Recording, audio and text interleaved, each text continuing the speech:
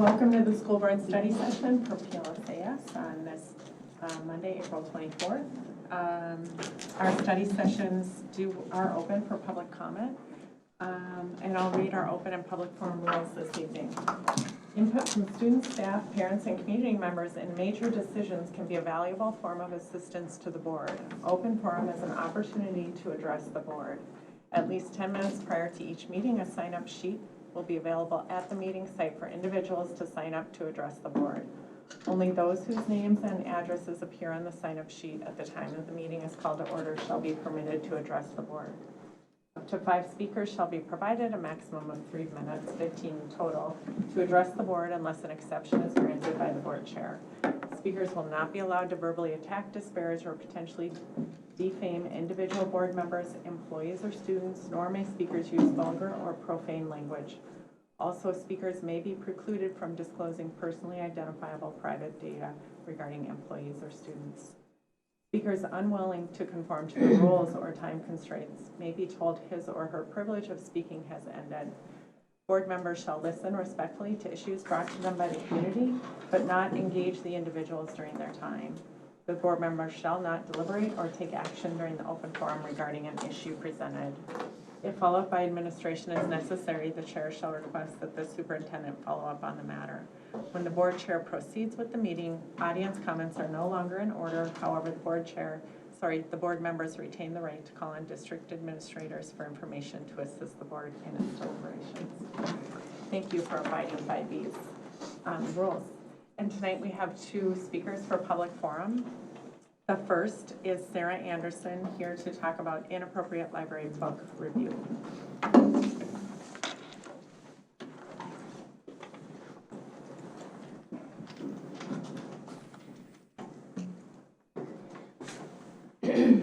Last month, I both attended and spoke at my very first school board meeting. I read a pornographic excerpt from a library book and received a warning. Tonight, I want to offer ideas for improving the review process. The Department of Justice has federal laws on obscenity. Minnesota Chapter 617 has many statutes on obscenity, and 2 separate ISD 719 documents address sexually explicit material and obscenity, policies 525 and 506. The conundrum is, we have many books in our libraries that violate all 3 levels of laws and rules, thus sending students mixed messages about what is appropriate in a school setting. This is not about censorship or banning, it is about removing pornography from our school libraries. It is asking for age-appropriate, enriching literature and no pornography at any level. The process doesn't need to be so complicated and drawn out. Here are some ideas. We would like a form that is advertised and once completed doesn't bounce back for indecency, as has happened to at least 3 people so far. We would like a full audit of books in school libraries. An article in the Prior Lake American stated that each review will cost the district $3,000. However, you can use community members and parents who are taxpayers in our school district. We suggest no one who approved the books be on the committee, be it teachers, admins, or media specialists. How can we be assured of a variety of values if the members are all district selected? We suggest resources are utilized that have already done reviews on books. There are many of them online. We would like full transparency with parents, accounting of which books were reviewed and or removed. If some questionable books are not removed, we would like warnings on the books and require parental permission for some ages or topics. The school's purpose is not to teach our children about sex acts. It is to help them become adults who can be successful in society. Literacy and math scores could be improved. Let's provide better resources to shore those up. Let parents deal with the sexual things they want their kids to know. Why are we just striving for the lowest common denominator? Let's have higher standards. Let's protect our most vulnerable population by not allowing things that will sexualize or groom them. That's not what public schools are for. Don't take the easy political way out of this situation. Please stand up and be leaders for our community and its morals, ethics, and values. Thank you. Thank you. We have another speaker tonight, that is Katie Gabriel, and her topic is Policy 606 and book challenges.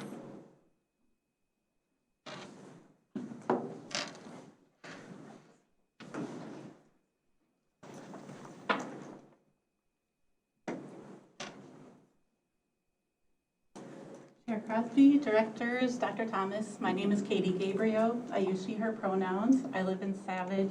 I've worked in libraries for 25 years, and most importantly, I am a parent of 2 students in our district. First, I want to wish everyone here happy National Library Week, and today is also Right to Read Day. So the American Library Association has declared today a National Day of Action, where they ask all people to fight back against censorship and to defend, protect, and celebrate your right to read freely. Tonight, I'd like to talk about words that have been used in conversation around Policy 606 and about books in our schools, starting with discretion and censorship. I fully support parents and guardians using discretion as a foundation in setting expectations with their students about what materials they engage with. But when one family's discretion begins to limit the books that my students have access to in our public schools, that's when we're stepping into censorship. I think we also need to talk about pornography, and my hope is that you all get clarity around the legal definition of that word and how it's applied to written materials, especially books. A book cannot legally be labeled pornographic simply because it has explicit scenes or language within its pages, or because some people find it uncomfortable to read the item. Claiming books to be pornographic or vulgar is a tactic being used by groups around the country in an effort to remove from our schools books that are written by and about LGBTQ+ individuals and people of color. PEN America recently updated their report Banned in the USA, and their data shows that of the books banned in the previous year, 41% explicitly address LGBTQ+ themes or have prominent characters who identify as LGBTQ+. And also, of those books that were banned in the previous year, 40% have prominent characters of color. These numbers are staggering, and taken in the larger context of the publishing industry in our country, which is still dominated by white, straight, cisgender authors and characters, these numbers should be bringing us to our knees. To toss around the term pornography and other similar terms without shared understanding of the legal definition seems irresponsible. We as a community are better than that, and our students deserve better than that. So I call on all in our community to defend, protect, and celebrate our students' right to read, their right to intellectual freedom, and for all of us to fight back against censorship in all forms. And let's try to make every day Right to Read Day in our schools. Thank you. Thank you.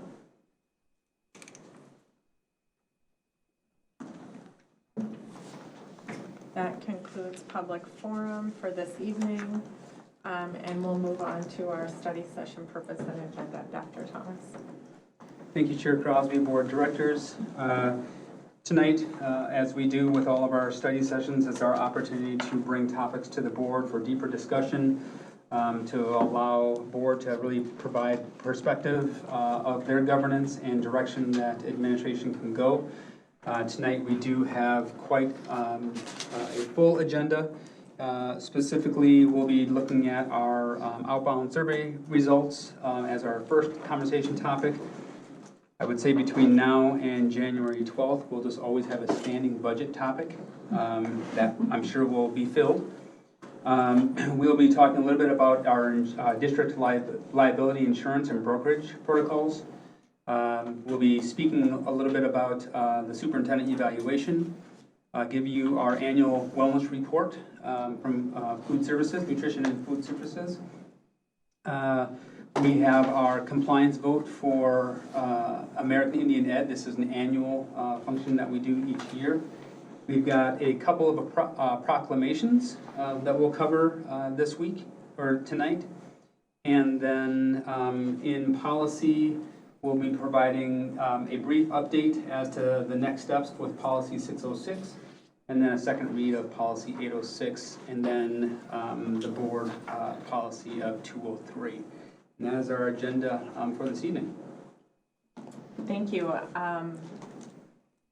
With that, we are guided by our work in terms of district governance and policy and our board working document that's in the board packet associated with that. And tonight, the highlighted item, even though we are obviously looking at budgets as well as part of our agenda and working document, but the highlighting item is under enrollment with operational oversight. So we'll move into that topic actually as we go to oversight of operations, and Morris Leatherman is here to present the outbound survey results. Thank you. Tonight we'll have Peter Leatherman from Morris Leatherman with us.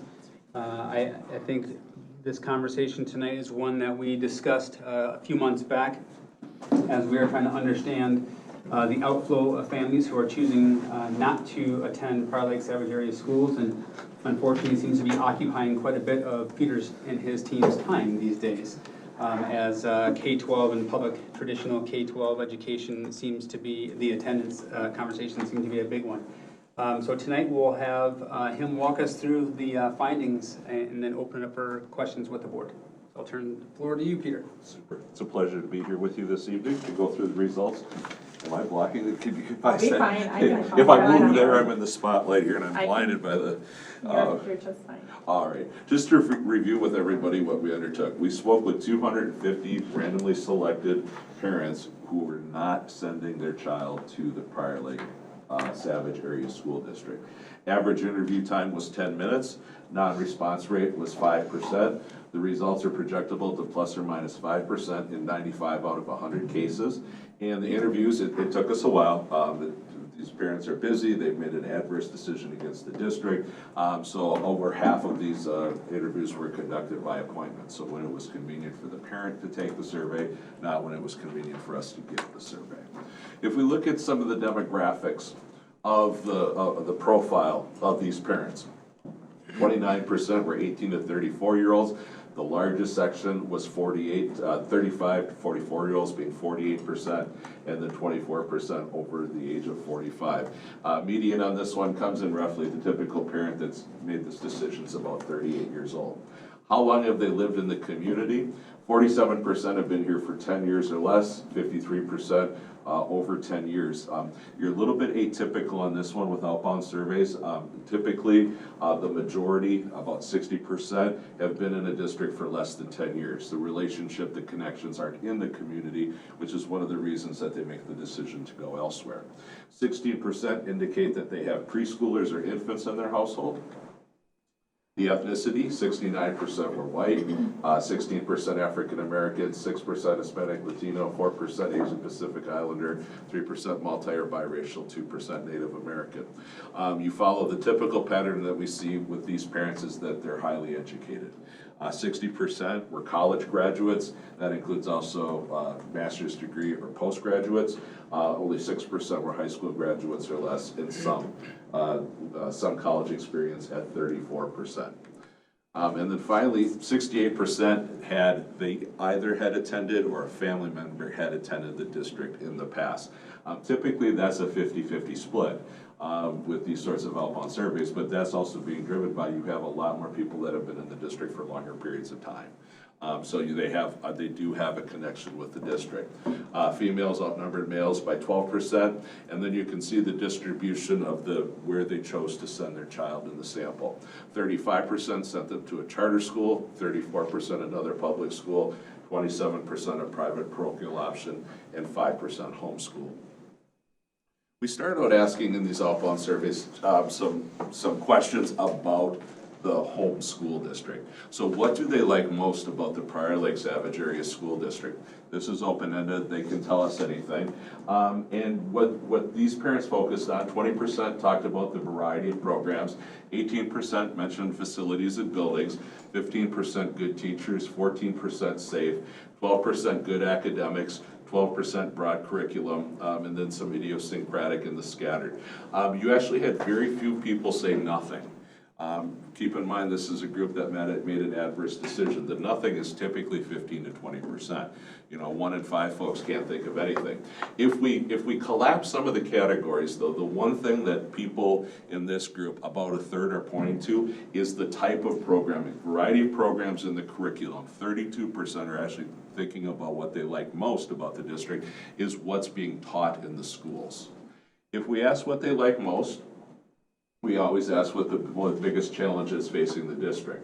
And keep in mind, this is open-ended also.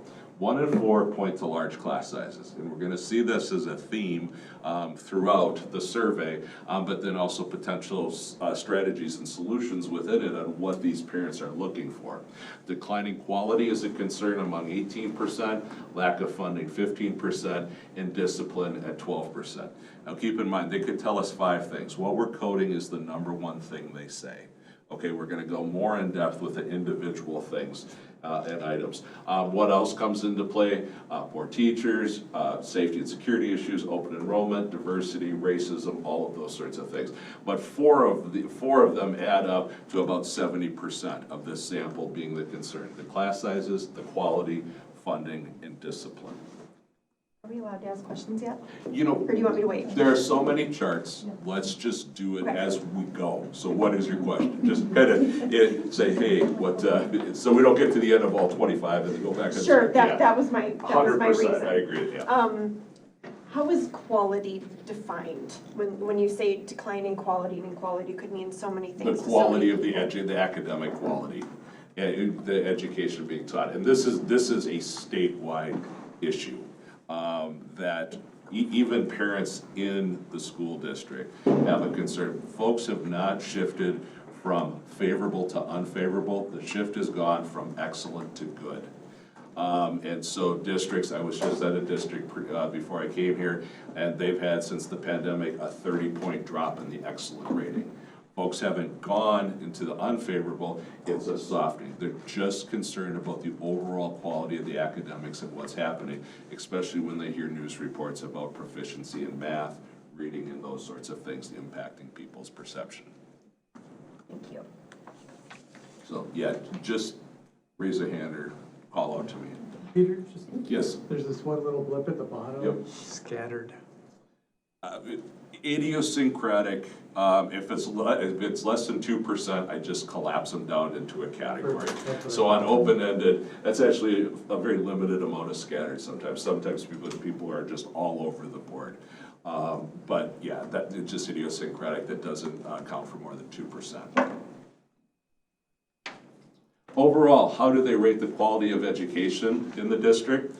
50% rated good, nobody rated it excellent, and 50% rated it poor. This is actually a higher rating than we typically find in outbound, with outbound parents. Typically, they're about 40% favorable to 60% unfavorable. They've made the adverse decision. These folks in your district split 50-50 on the quality of the education. Now, we're gonna go through 3 of these. How do they compare Prior Lake to other public school districts? Now keep in mind, you have 3 primary pieces of this sample being private and parochial, charter, and other public. So you're gonna have a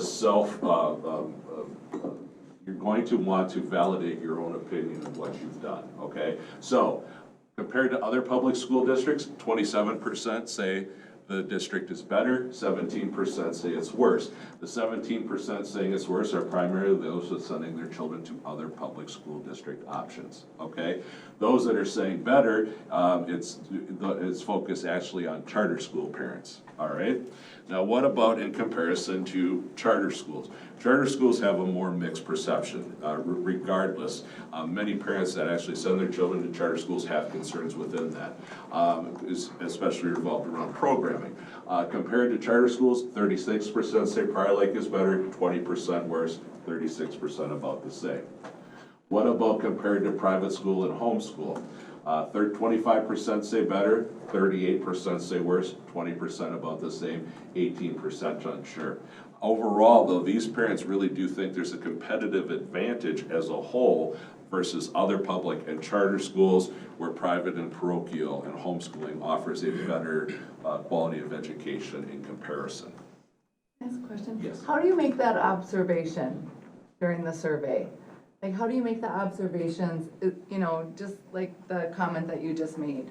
During, when the surveys are taking place, are they just like someone calling and asking questions? Or are they a survey like where it's sent and they fill it out This is- themselves? We only do telephone surveys. Okay, so it's someone talking to someone? Exactly. Okay. Yep. Because when you're making the observation, or when you're qualifying the observations, it's, the way that you're speaking, is, you know, it is well-rounded and understandable for us to receive. I'm just wondering how you gather the information to come to that observation. Oh, how do we get, I mean, Yeah. literally, so we do it old school. Right? We don't robocall, there's nothing electronic, my phoners push Okay. buttons.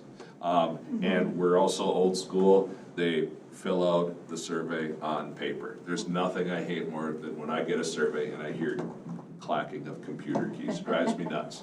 And so then we take it and we data enter every single survey into the computer and I run it through the system.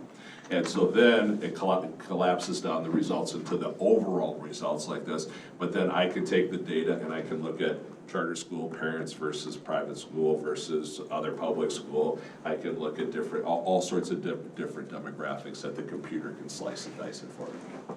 Because just to make an overall observation, I mean, there's a lot of slides, so I would assume that means that there's a lot of questions being asked. Yeah. To a lot of questions, and I'm just thinking, you know, what's the average time frame survey? Because Yeah, it was about it was 10 minutes. Oh, it's Yeah, on there. yeah, it's on there, yeah. Thank 10 you. minutes. Thank you. All right, we asked folks, we went through a list, and we said, these are reasons that people give to selecting a school. Which is the most important to you, which is the second most important, and which is the least important. How this chart is arrayed, the dark blue is most, the light blue is second, and then the red is least important. And when we sort it this way, if we look at the top two, that one leads the list. Number of students in the classroom, 28% say it's the most important factor. But you can see that as a secondary factor, it's not there, okay? About 30% total. If we look at academic programs and offerings, 21% say most important, but as a secondary, it adds 35, so that is the number one reason people make for selecting a school, 56%. Then we have like 5 in the middle, kind of all statistical tie. Test scores, culturally responsive teaching, student behavior, preparing for college and career, graduation rates, then faith-based, reputation, bus transportation. So really these folks in their decision-making matrix, it's number of students and academic programs and offerings. On the flip side, which is least important, keep in mind that you have about 2/3 indicating that they're not sending their children to private parochial, so faith-based curriculum is not important to almost a majority, followed by bus transportation. Hey, Peter, on this slide, particularly the academic programs and offerings being the kind of the driving reason for primary and secondary. But one of the first slides, when they were asked, what do you like most about Prior Lake Savage Area Schools?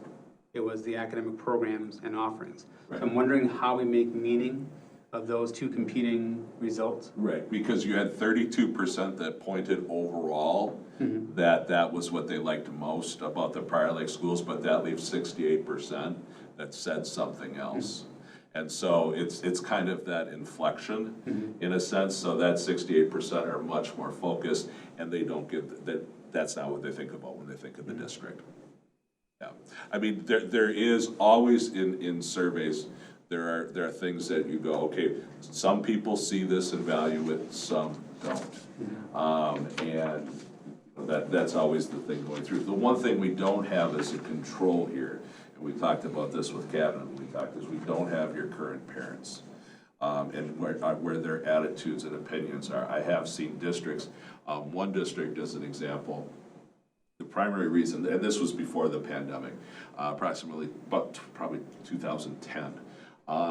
The district, the main reason parents were not sending their kids to the district is inadequate level going back to the basics, shall we say, okay?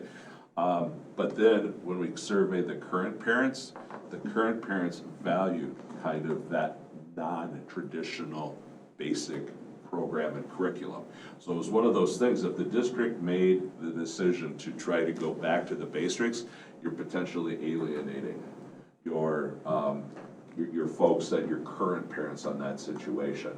This is their experience. And you're also going to see at the end where they're getting their information that's driving their opinions and attitudes, okay?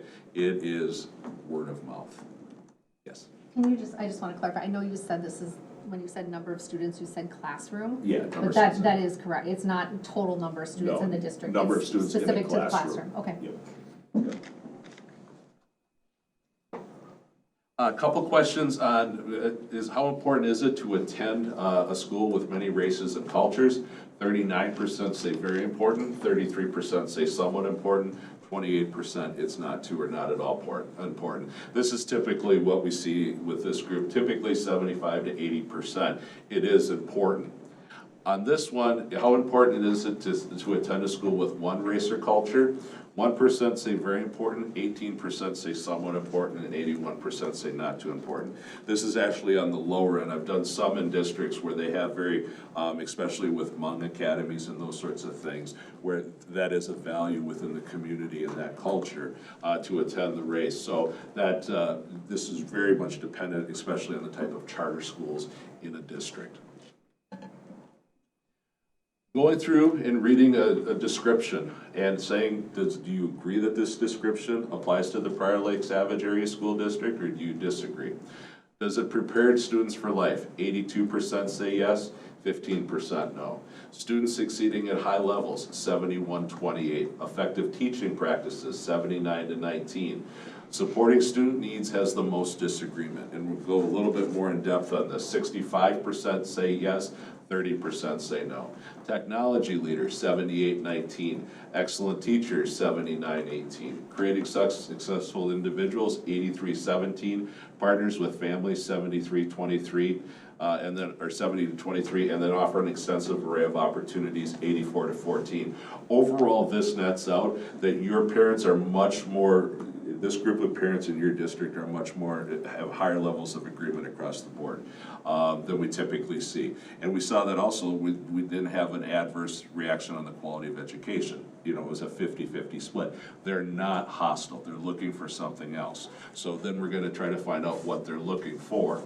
Which of these, so the description of the district, going through and saying which is the most important description and which is the least important, two jump out. Supporting students' needs and effective teaching practices. Over a majority pick those two aspects.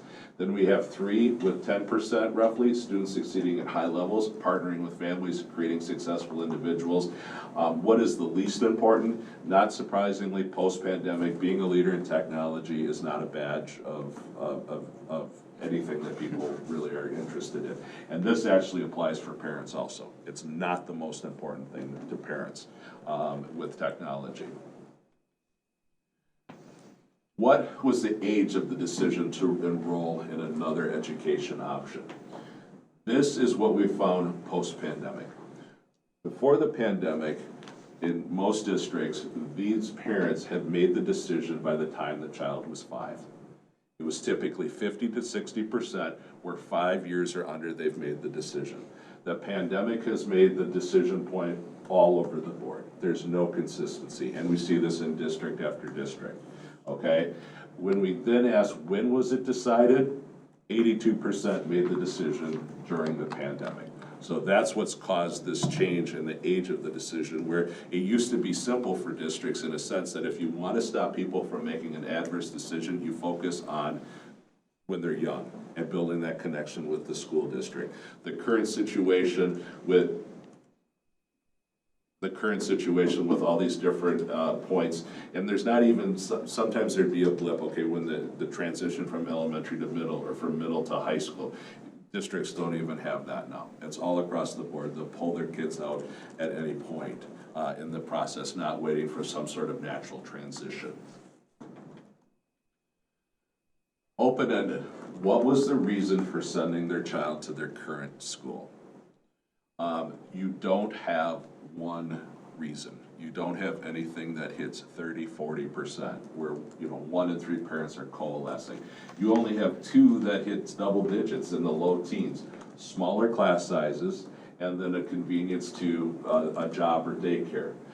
Then we go down to faith-based education, too much bullying, wanting more diversity, family and friends attend, personalized education, better academics, program offerings, smaller schools, problem with the teacher, more sports opportunities, focused on achievement, stay in previous district, better teachers, teaching morals and values, child not succeeding. There's really not one clear at the top of the mind. Now, once again, they could tell us 5 things. We're coding the first thing.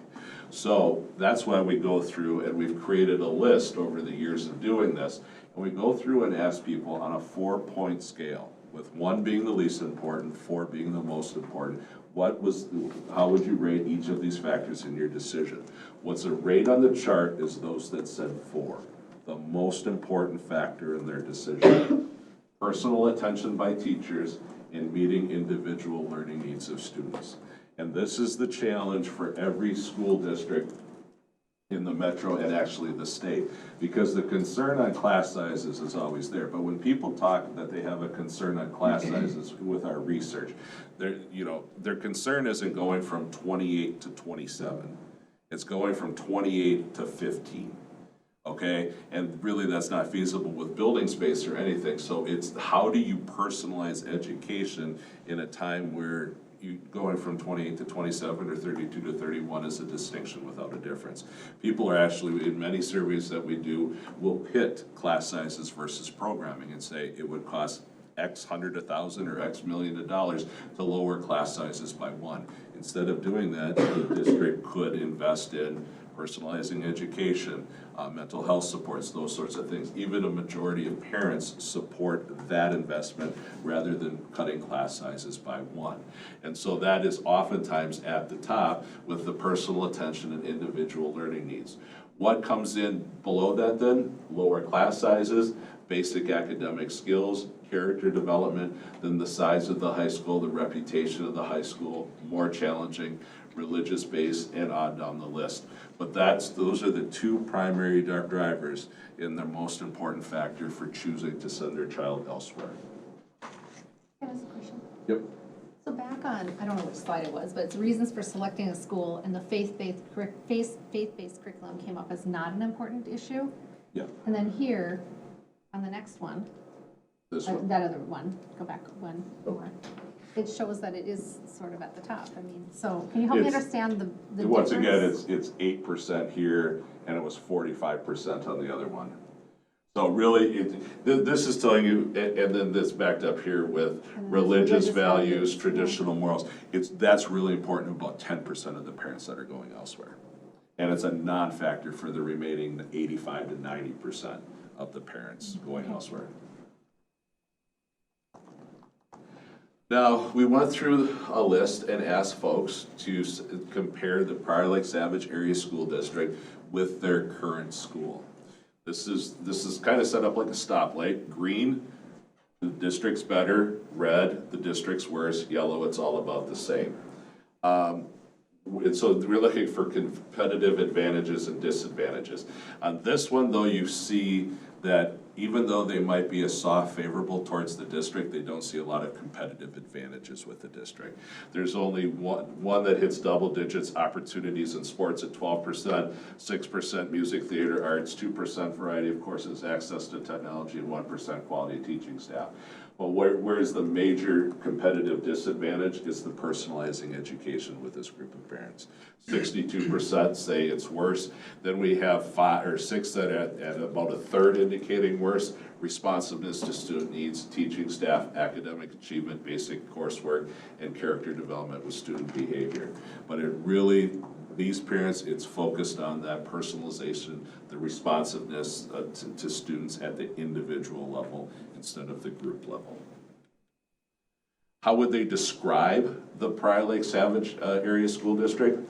Average, this is open-ended, they can tell us anything. Average at 24%, 17% at large class sizes, below average. Then good academics, good teachers. Really, there's no brand in the minds of these folks. You know, if there was 1 in 4 saying it's average. There we go. A lot of discussion on curriculum nowadays, and this pretty much follows through with what we see from districts when we do these outbound surveys. Parents are not leaving with concerns about curriculum per se. We've seen the reasons why. The parents that have the most concern about curriculum stay in the school district, okay? With these groups, bless you, 92% indicate no, they do not have concerns. 5% had different concerns from CRT to math, not challenging enough, but nothing more than the 1% level, so I just collapse it down, and then 3% were unsure. Are there any circumstances that would cause you to enroll your child in the Prior Lake Savage Area School District? Now we've gone back to where we were on pre-pandemic. Before the pandemic, once folks made an adverse decision, they were highly unlikely to send their kids back. It was typically 80 to 90%, they're done. The first 2 years of the pandemic and doing outbound surveys though, because it was kind of a fluid situation, oftentimes a district, like the parent wanted in person, the district was virtual or distance learning at the time, and so they made the decision, but they had a willingness to come back when the district went back to, shall we say, normal. So we would see about 40 to 50% of parents saying, yeah, I would send my kids back when things go back to normal. Now we're back to where we were pre-pandemic. They've made the decision and they're pretty much not willing to change their minds. 84% say no, 3% indicated that they would come back for secondary school, primarily K-8, private and parochial, 4% scattered, and 9% were unsure. And then finally, where are they getting their information? And this is where you don't have a lot of potential fact. I mean, and once again, all the research I do is public opinion. This isn't a test for folks. And so this is based on what they're hearing. And what we find more and more, especially with outbound surveys, with parents, but actually with parents themselves and with the community as a whole, as traditional news sources fall away, newspapers, those sorts of things, the grapevine is alive and lush with many varietals, and specifically with outbound parents. 77% say friends and family are a major source of their information, 57% major source, and then it drops off precipitously. So are they looking at district district information? 38% district websites, that's pretty much it. You can see social media, other parents. But this is the age we're in, where people are getting their opinions from the grapevine. And just the district I was at before, it's interesting if we continue, we did not ask it on this survey, but we follow up and ask folks, how would you prefer to receive information? In the metro area now, there's much more proclivity for people to say, I like the grapevine. Where before people didn't want to admit it. It was much more like outstate Minnesota, where they say, yeah, that's just how we've always done it. We've kind of had this, the grapevine is alive and lush, and it's actually now becoming preferred by people as opposed to any sort of traditional news sources. So I'd be happy to answer any other questions you have. Yeah. So how did you come up with the number of 250? Like, is that based on a percentage of a total, or like, can you help me understand how you come up with that number? Right, we actually, because it was limited, I can't remember the end off the top of my head, it was around 1,000, 1,200 families. A 250, we have a small sample correction. Anytime your universe is under 2,000, you don't have to speak to as many people to get a margin of error. Typically, we'd speak to 400 people to get plus or minus 5%, but because the universe was so small, we could do a small sample correction so that it's going to sound odd, save money for the school district. We don't have to talk to 400 people, we can only talk to 250 and get the same margin of error. And so the 250, then it comes down to a cost benefit. Do you want to go to plus or minus 4%? And I just don't see any benefit in recommending that to a client. And these were people who, apologies if you said this at the very beginning, so these people attended at one time and left, or sprinkled in there people who have never attended Prior Lake. 2/3 had they or members of their family had experience in the district. 1/3 had no experience in the district whatsoever. Now, that's not saying that their child that they pulled out had experience, it's just they have experience in the district. So, but these are all parents that have taken their children out.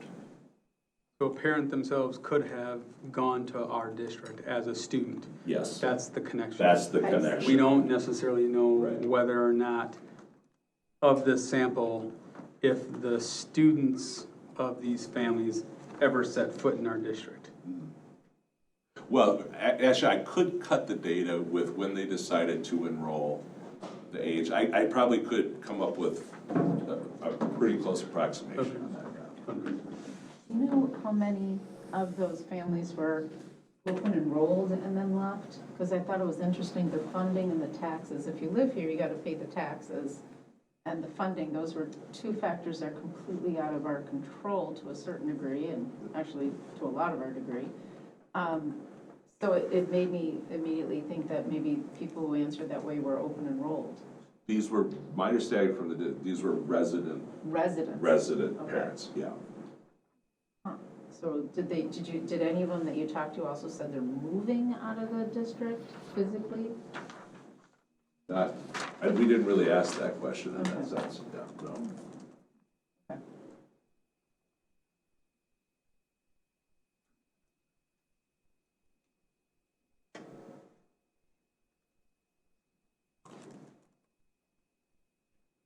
I have another question. Out of the aggregated results, is there a way to kind of put into, especially since the percentage not returning are so large, what do we actually have control over to change?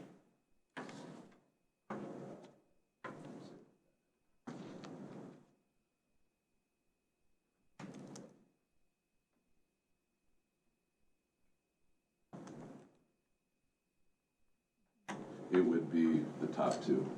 And once again, it would be the personal attention by teachers and individual learning needs. I go back, I give the example on these, going back 20 years with when Jesse was governor. And a lot of districts had referendum, and he just came out and said, hold districts accountable. They're not accountable. And almost every referendum failed. And then we did focus groups and went out and asked people, what does it mean for a district to be accountable?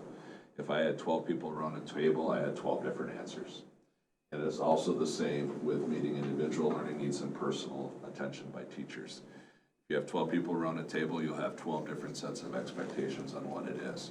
So what districts need to do is, just like they did with that accountability, I'm sure there's some place in this building where there's a report that says the district's accountability report. Districts defined what accountability was 20 years ago. And now it's probably time you have to have and express to people, what do you mean by meeting individual learning needs, being responsive, personal attention by teachers, those sorts of things. That's what's going to be required in this new, because the lowering class sizes, like I said, you're not going to, by lowering it by 1 or 2, that's not going to change these people's impression, okay, on the concern of the attention by teachers and individual learning needs. But I would say using those 2 points and starting at that basis to create a brand. What does it mean for this district, knowing that it'll be unique from other districts? Peter, this is, thank you for this data, and I think your last point is very well taken, and that's something that we really kind of unpacked quite a bit as a senior cabinet team around our identity, our brand, how, from a market-driven culture, how does our product vie compared to the next competition district, if you will. And kind of the analogy I say is Target and Walmart offer very similar products, and it's usually customer experience that drives them to come back to that store. And so with this data, on one of the slides, it talks about 84% of the people aren't going to change their mind. So, you know, from a value proposition in the district that you've worked with, this represents less than 1/4 of our enrollment, give or take, you know, roughly about 1,000 or so families. So with 84% saying they won't come back, is it worth that versus the inverse of why is, you know, 95% or whatever, 80% is coming to our district and staying with us? Yes, in that sense, if you understand what the current parents value and everything like that, in a sense. But that's not to say, yes, 84% are not coming back. The key is moving forward, how do you make people stop from making the adverse decision in the future? Okay, if you have this as a touch point and this is why these parents are making the decision, how can you stop? So instead of bringing them back, you stop them The future. from the future, and then have the potential with marketing and branding to bring people in. You know, that's gonna be the differentiating factor in the future, because every district's facing this, right, facing these issues right now. And it's one of those things as you brand, I mean, I don't like the word, but in a sense, but you don't brand around a specific, you know, we're a fine arts, making this up, we're a fine arts district. Well, if your kid's not into fine arts, then you might look for a different district. You kind of don't brand around a specific program in a sense. It's more big picture, and there's clear themes on how to differentiate yourself. Because with those top two, you know, and define it for parents so they understand what the expectations are, you know, in partnering with that relationship. I'm thinking no, but, because you kind of went through when you were talking how this may be compared, or, and I don't want to do, it's not fair to compare to other districts necessarily, but having, you do this for a living, so is there anything that stood out to you as, whoa, this is really unique to Prior Lake Savage Area Schools, or? Not anything that's like, whoa, this is really unique. You know, I pointed out some of the key differences and everything. I would say what I've seen, let's see if I go back, in the past, this past school year, this one is up higher, this partnering with families. And once again, when I go to school districts and school boards, I kind of go, what does that mean? What is up, the green part or the red part? The green part's lower than normal. Okay. And then the fact that you have more people saying that it's not important to them. You know, multiple districts, that's actually the number 1 thing, is this partnering with the school district and the parents and everything. So that really is, that just surprised me with all the outbound surveys I've done over the course of this school year, where you are different. You have less people saying it's most important, and 3 times the amount of people saying it's not important. A lot of districts, parents are looking for this relationship, shall we say, I don't know, transactional, what have you. Your folks are not as concerned with that as other districts. That's probably the most unique thing. But no, I mean, it really is, going back to that previous chart, those top 2 are pretty common throughout these outbound surveys.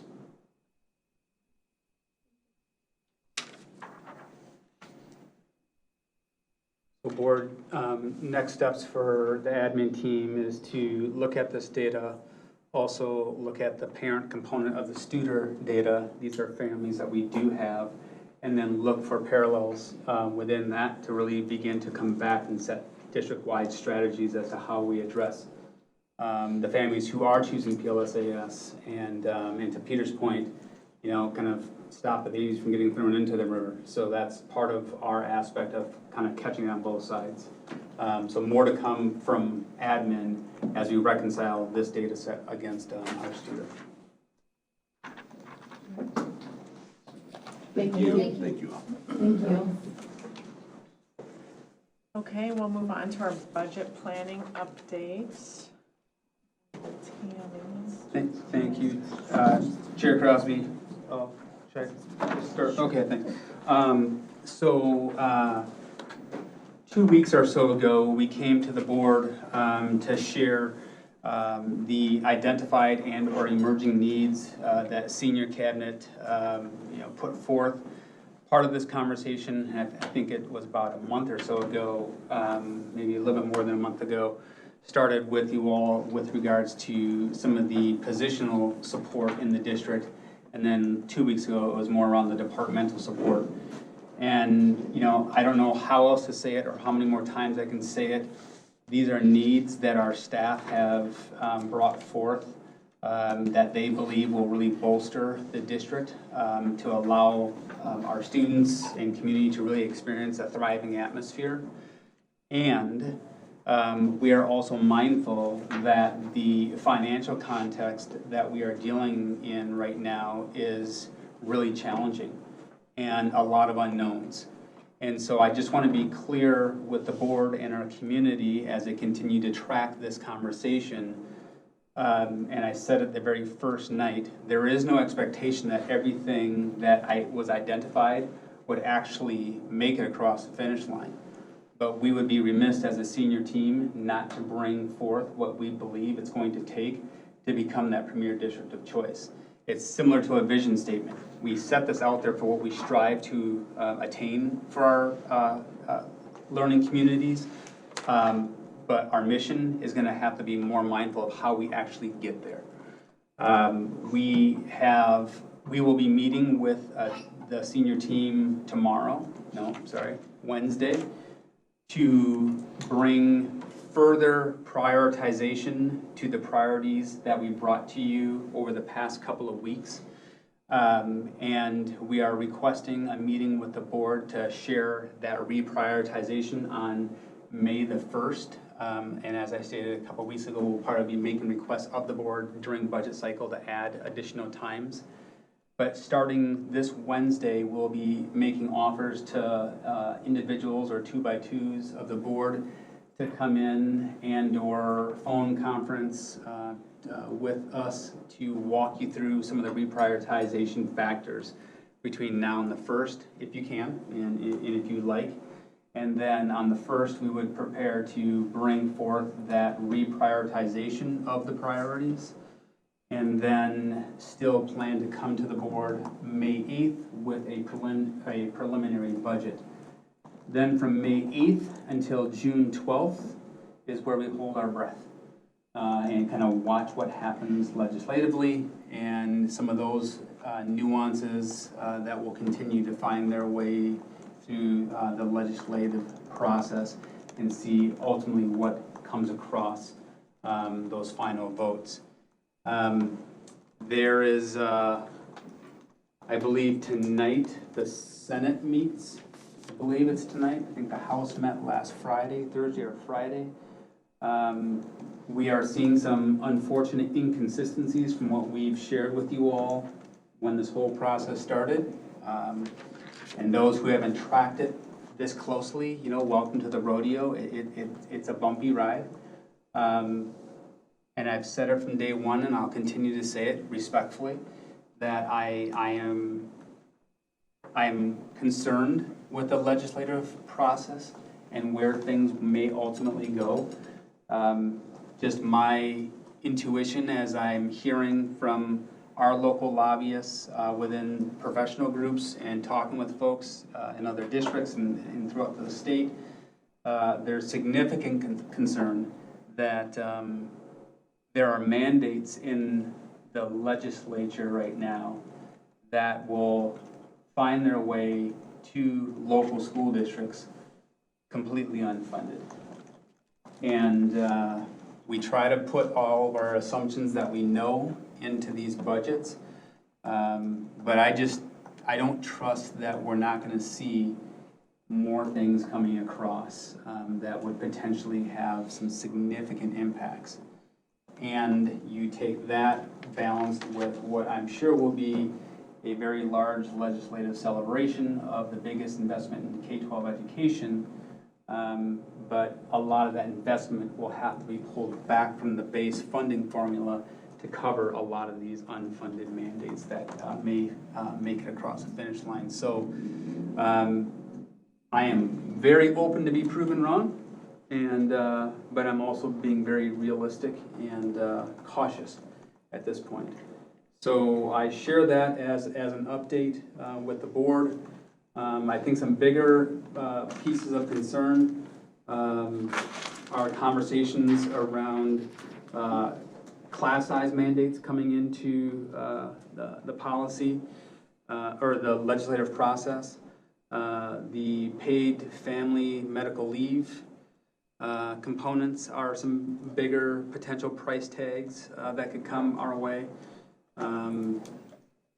I think there are some other local control conversations that are occurring that may not have a fiscal price tag, but will have a significant managerial price tag. If you take a look at some of the discipline conversations and policies that are coming in, having lived through that in another district, that's a real challenge from a management standpoint. So it might not just be dollars, but it might be local control that's relinquished, and having to abide by sets of rules that might have some unintended costs that we can't quantify at this point. So those are just a couple of things that are front and center for us. The three of us in our respective professional groups are really dialed in tune with what's happening. We have all written letters on behalf of our professional groups to really, again, push. And we've gotten emails, I'll say this too, emails from our community here and the community who's watching this tape back. You've asked on several occasions, what can we do? I would reach out to your local elected officials, but also those officials who are controlling the bills. Because I want to also be clear, many of our local elected officials don't have the majority vote to influence the level of change that we may need to see.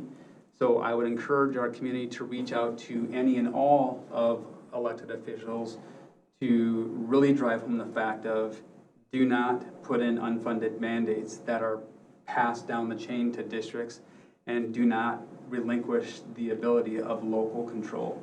Those are the two biggest things, because the nuances and the specifics to the average citizen might be, too much in the weeds, but if you can advocate for those two big buckets, that would spare a lot of autonomy and I think resource here for Prior Lake Savage Area Schools. So open it up to the board for Do you know, and maybe, I'm not sure where it sits today, I could have looked, but where the special ed cross subsidy conversation sits today? The House approved a reduction of 50%. The Senate hasn't obviously voted yet. And then after the Senate finishes their work, the next step is there will be a joint committee to iron out the differences, because there is different in what the Senate's proposing versus the House, so they have to come to agreement before they could send the final bill to the governor. I think the thing that I struggle with most when I hear you describe this, and when we listen to our different associations advocating in our legislative platform that we're advocating for, and it's loud, and it is not at all what's happening. Yeah. And this is what public schools is communicating and saying they need. And so I get really confused about if public schools are saying, this is not what we need this, and nobody's listening. I'm not asking for the answers, I'm just saying there's a fault in the process. Yeah, And, we share that. yeah. We share that. Also from a timeline standpoint, and Director Bullion, I think this was on our last call with C. They anticipate May 22nd, I believe, as to be the date of the session to be concluded. I've also heard that May 12th could be a date that administration, don't know what that means, I don't know if that's the governor or whom, if they're not concluded by then, may take over the process to bring closure. So I've heard mixed reviews on that as well, in terms of timing. Nonetheless, the one thing that seems to be clear is that the governor committed to not having a special session. Sounds like we're on track for that, which would be great. But realistically, I do not anticipate this thing coming to a close on the 12th. I think realistically, the 22nd is probably the earliest we're gonna see this thing come across. No, the Senate seems to be a little bit closer to what the schools are wanting. Not 100%, but a little bit closer than the House. Do you think that's gonna be a good pull to bring it back down to the common denominators? Could be. It could be.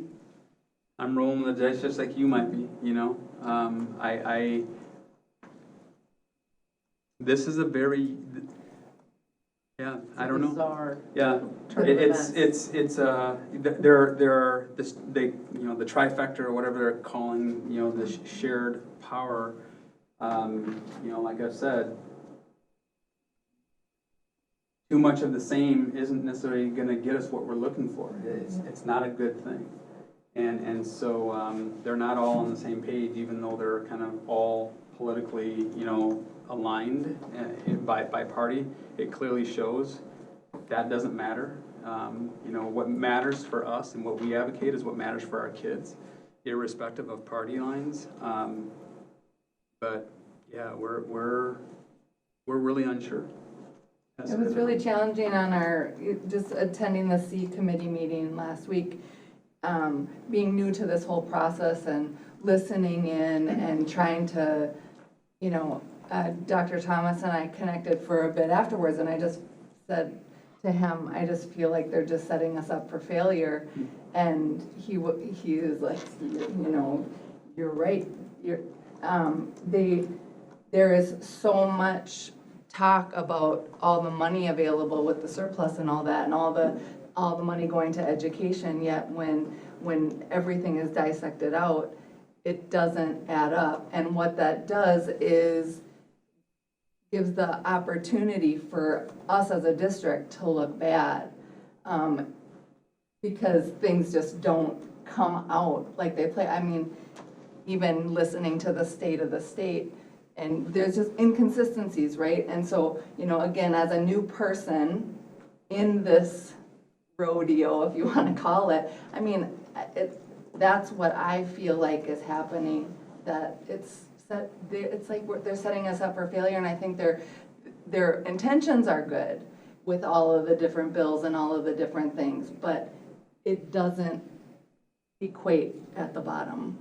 And that is, I don't have any answers, but I just am like, okay, this doesn't seem good.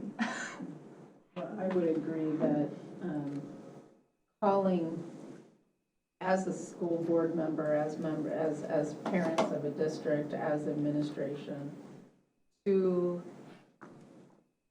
the controlling party. And by the way, I did talk to 2 senators today, not from our district, because they were going, well, why aren't schools supporting this? I'm like, well, why do you think?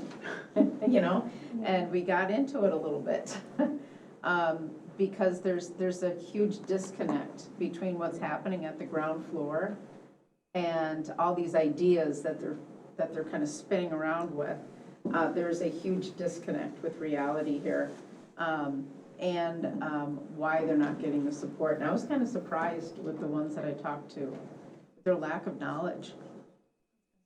It was surprising. I mean, I've seen it before, but I mean, this is such a huge issue. Well, and I just had a meeting Friday night with a couple of electeds, and they were also talking about the tenure of our electeds this go-around is very, very young. Mm-hmm. So a lot of the history, I guess maybe rationale or reasoning is maybe not as present as what we've been accustomed to. And that's another factor that I think is playing into all of this, that there's just a lot of unknowns right now, or uninformed electeds that just don't have the depth of knowledge that maybe the previous sessions did. Ones I talked to were senior level. Mm-hmm. But they weren't on the education committee. They're now, like tonight, being brought into it. And, it was such a struggle in the past, I don't know, 5 to 10 years actually, to get any funding through for education. And now that they have the money, they're not really understanding the responsibility of long-term engagement with this. And they don't understand why now they're all of a sudden, before they were getting pushed and pushed and pushed, and now they don't understand why they're not getting the support from the school board associations, from a lot of the education associations, et cetera. For a while, we thought you guys would be loving this, and instead you're telling us stop. Yeah. Well said. And there is a lot of confusion, Yeah. but the two that I talked to were senior members. They've been around for a long time. They just aren't on the education policy committees. And keep in mind that we do have, we have a split district. So we have representation in 54, a House representative and a senator, and then we also have 55, which represents part of our district as well. So we do have representation that we can reach out to. Yep. Yeah, I feel like it goes back to the, when there's more than 3 priorities, you have none, and that they have so many that, yeah. Yeah. And I think, Amy, to your point, the intentions of many of these bills, I don't question the intention. I just, all the level of complexity in the details and what this ultimately means and how it actually plays out is yet to be seen or can get called into question. But again, we will be bringing forth a budget to you. Again, given our last conversation here at the tables, the team has gone back with a different focus with your perspectives. Again, plan is to begin sharing that out with you all, one-on-ones, 2x2s, and then coming, with any kind of questions, not looking for votes or anything, just kind of informing. And then on the first, come back to you with a revised prioritization. So. I think for me, it'd be helpful, as I was thinking about the teacher positions particularly that we talked about, it would be helpful for me to understand where that investment would be, and like, say 3 elementary teachers, just being more specific, like Sure. where does that position Sure. fit in? And then when it comes to some of the other spends that we had talked about, it's helpful for me to understand, like, how much of the increase that we're asking for, is it above and beyond the current budget that department is receiving already? Yeah. Yep. And so that's, the percentage of the increase to the current budget. We can get that, and we'll also be doing our cut line from some of the positions that we previously talked about. We'll also be trying to categorize and saying kind of funding streams as well, so you have a better sense of that flow when we come back to you all. Any other comments? How that schedule's gonna work. May 1st? Well, Yeah, the request is starting this Wednesday, Wednesday-ish, start to open up opportunities for any of you to meet, phone in, whatever, so we can kind of walk through and also get some of your ideation in this process. A couple of points that several of you have brought up over the past several weeks. May 1st, we would have another session to share then publicly a revised prioritization of the identified needs or emerging needs within the district. To get any final feedback from the board for us to bring a preliminary budget to you all on our regularly scheduled date of May 8th. And then from May 8th to June 12th is kind of that hiatus where a lot of things are happening legislatively, but who knows, maybe in a couple of weeks, we'll be done with session, May 22nd. But between May 8th and June 12th, like we have been, we may be requesting a formal work session or study session with the board, trying to target that Monday, and or continually offer those one-on-one conversations so that we can kind of be briefing you until we get to June 12th. We'll be closely watching just to see more legislatively, because internally we will have identified and reprioritized the needs to the point where we believe this is what it's going to take to be able to support our students and bolster the district. It'll be more so watching the political landscapes. So to summarize, May 1st will be the first prioritization of the already prioritized items, and that will be the first discussion. Are you asking the board then to start to whittle away at the approvals of stuff that we know we're going to do? Yeah, if there's things on the first that you're saying, yes, this is absolutely something that we want you all to continue the direction on, it'd be good to know that. Or if there's things that you're saying, this is something we absolutely can't really get behind, pull back from that. We'd rather shift that to or just take that off the table, so that we can get to May 8th of our preliminary budget. Because I can't imagine administration and the different departments just sitting there waiting all the way to June 12th to be able to plan. So No. being able to whittle away at that list would be good. Yep, so that's what we'll complete by the 8th, and then, like I said, the 8th then to the 12th is more so watching the legislative changes, not so much the internal pieces that we've had discussions on. Thank you. Next on our agenda is the district insurance brokerage. It's an informational only discussion item update. Tammy, is it? Yeah, I'll tee up the topic and then let you jump in. Okay. So as we've been going through looking at our services, providers for a variety of things in the district, this came up in terms of conversations of looking at, are we getting the brokerage support and services necessary to be competitive and ensure that we are getting the best return on our policies for those identified by our current brokerage. And it's been a while, and we've been using the same brokerage for many, many years.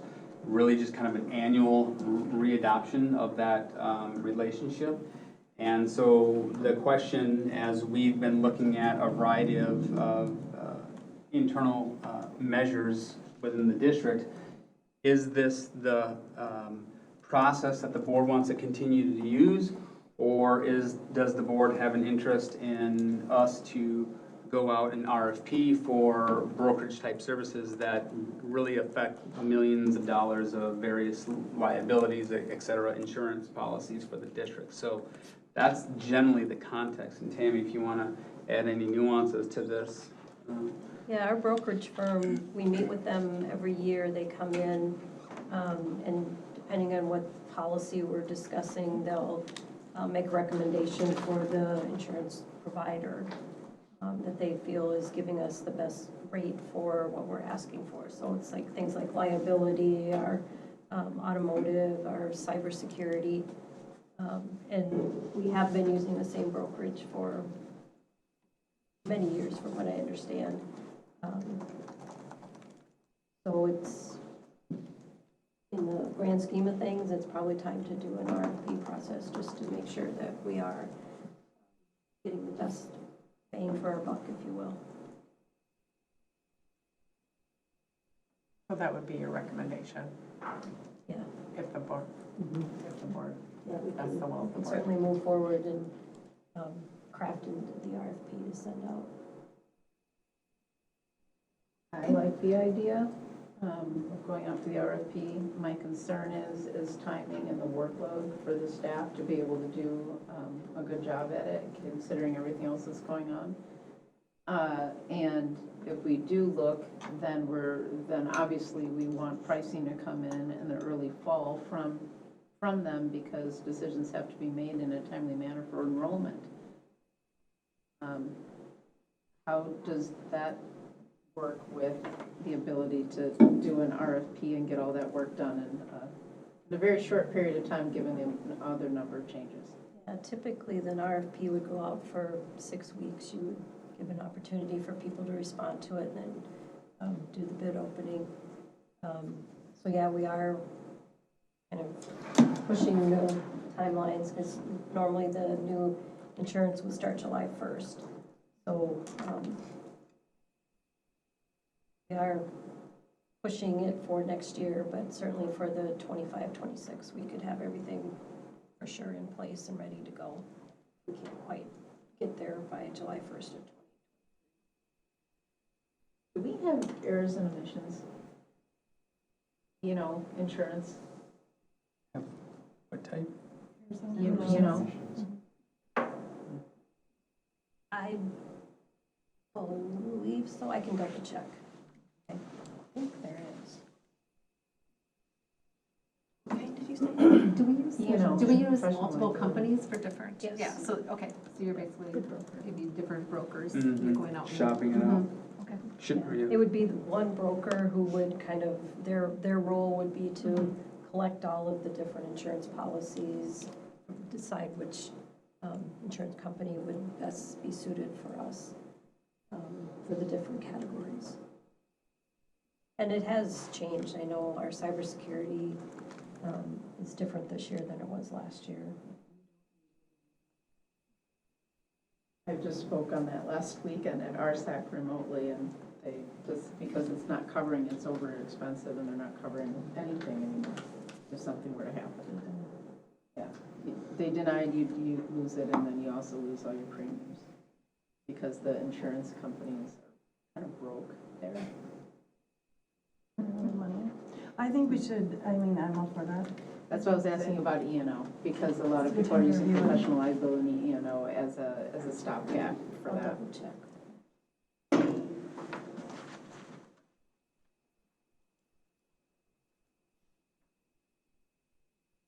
Anybody else? I mean, I mean, is there a cost to doing it? I mean, or just the broker, okay. it's just like, Yeah, yeah, like you're, if you're going out and Yeah. buying new Right. health insurance or whatever, or Exactly. not health insurance, like Never been homeowners idea. insurance, Homeowners whatever. or anything, Yeah. Or I think it'd be fine. I just want to make sure that we can do a good job with it, because that's I mean, you're building a relationship, broker. I have no problem going out for RFPs, but I am also worried that that work will take away from other things. And if there's anything we can do to ease that and still get the RFP out, delegate some stuff or do whatever's necessary, then I'm all for it. Well, in timing, it may not hit for this cycle, but if we can, then maybe this is something that we look into for next year's cycle and going for a comprehensive bid for brokerages. But we'll keep you posted as to what our internal capacity can be. Right. Yeah, I'd be much more comfortable for the next cycle. Mhm. Yeah. It's too short of a time frame. All right. We will move on to the superintendent evaluation. So the process has been outlined and all board members and public has seen it as of the last meeting or study session. And so tonight, we will be, as board members, handed a confidential packet, which is Dr. Thomas's self-eval, and obviously that's not to be shared due to data privacy law. And then we will also receive a link for us to give our feedback, and then we'll follow the rest of the process, which includes a closed session and a summary to the public. Yeah, I'll walk through some of that as well. Again, this is the template that we've had, that we've maintained since I started, that the board has used for the past several years. Let me see, am I driving this thing? There we go. So again, this is the timeline. You all have seen this timeline, but essentially, you'll be given a packet of artifacts, evidence, whatever you want to call it. It's quite thick. Documents that you've seen before. I think we'll work potentially maybe with Qualtrics to digitize everything so that there'll be a portal because of Google. You won't have a Google account that we can share on our shared drives internally. So I apologize about the death of trees, but it's there for you as evidence. And we can talk about, a different format for next year. Again, centering everything on our current strategic plan. This is the current, and sorry, this when we move this over from the shared into this PDF, this little blue box dropped, so I apologize about that. But this is a 3-year plan that I walked into, that the board had put into place back in '21. So again, this is what, you know, I've been following since arriving here in PLSAS. Pretty straightforward in terms of the agenda that the board had set, and yeah, your roles, my role, plus some of the public-facing components. In January, this was my mid-year, and these are the 3 goals. These are the competencies, and so when I talk about doing a competency-based evaluation in the future, this is what I'm talking about. But in this cycle, my goals are set to the competencies or Minnesota standards, and so there's 3 that I chose. 3 standards that I chose to focus on. You don't boil the ocean and do all 8. I mean, you do all 8, but you focus in on setting goals in a couple of different areas. And so tonight I'm just going to go through some updates with you all. I'm not going to walk through every single bullet because I covered probably 90% of this during the mid-year, but a couple of changes and things have emerged since mid-year that I want to just be transparent about. So this goal here around school district finances, the only area that I would say from a stoplight protocol, a red, yellow, green, everything is green minus the second point. This point is something that's still in development, did not get this multi-year financial forecast model to fruition. So this is something that will carry forward. The work will continue. We've got good protocols in place, but we will deliver this multi-year forecast model, this new model for you all starting in the fall of next year. So this is the one area that I coded myself still as yellow because it's still in development at the time of submission. This goal here, communication and community relationships. And I should preface, a lot of this is rooted in some of the operational work too, but everything here, my goals that I identified actually came back as green. So everything that I set to accomplish in those initial goals last fall were completed in this standard. Standard number 6, again, met all the goals that I identified. I put this last bullet in a highlight because we'll finalize an actual review cycle with the new curriculum team that was established this year, and that cycle will be kind of approved through that committee, so I didn't want to preempt the committee's work. So I just kept that one as a point that, you know, Dan and I will continue to work forward on that, so that will be one of the things to finalize as we go into the new cycle starting July 1. But all of that now is on a regular cadence, and we already have others in the queue currently. Science is actually the big one, so that's coming forward right now. The operational plan. So again, this used to be a lot of priority work, and again, not to say it's not priority, but a lot of this drove the central office departments. And so we subordinated that into the operational management plans for the priority areas of really bolstering the academics for the district. And so just a couple of points of note here tonight that haven't been covered in prior.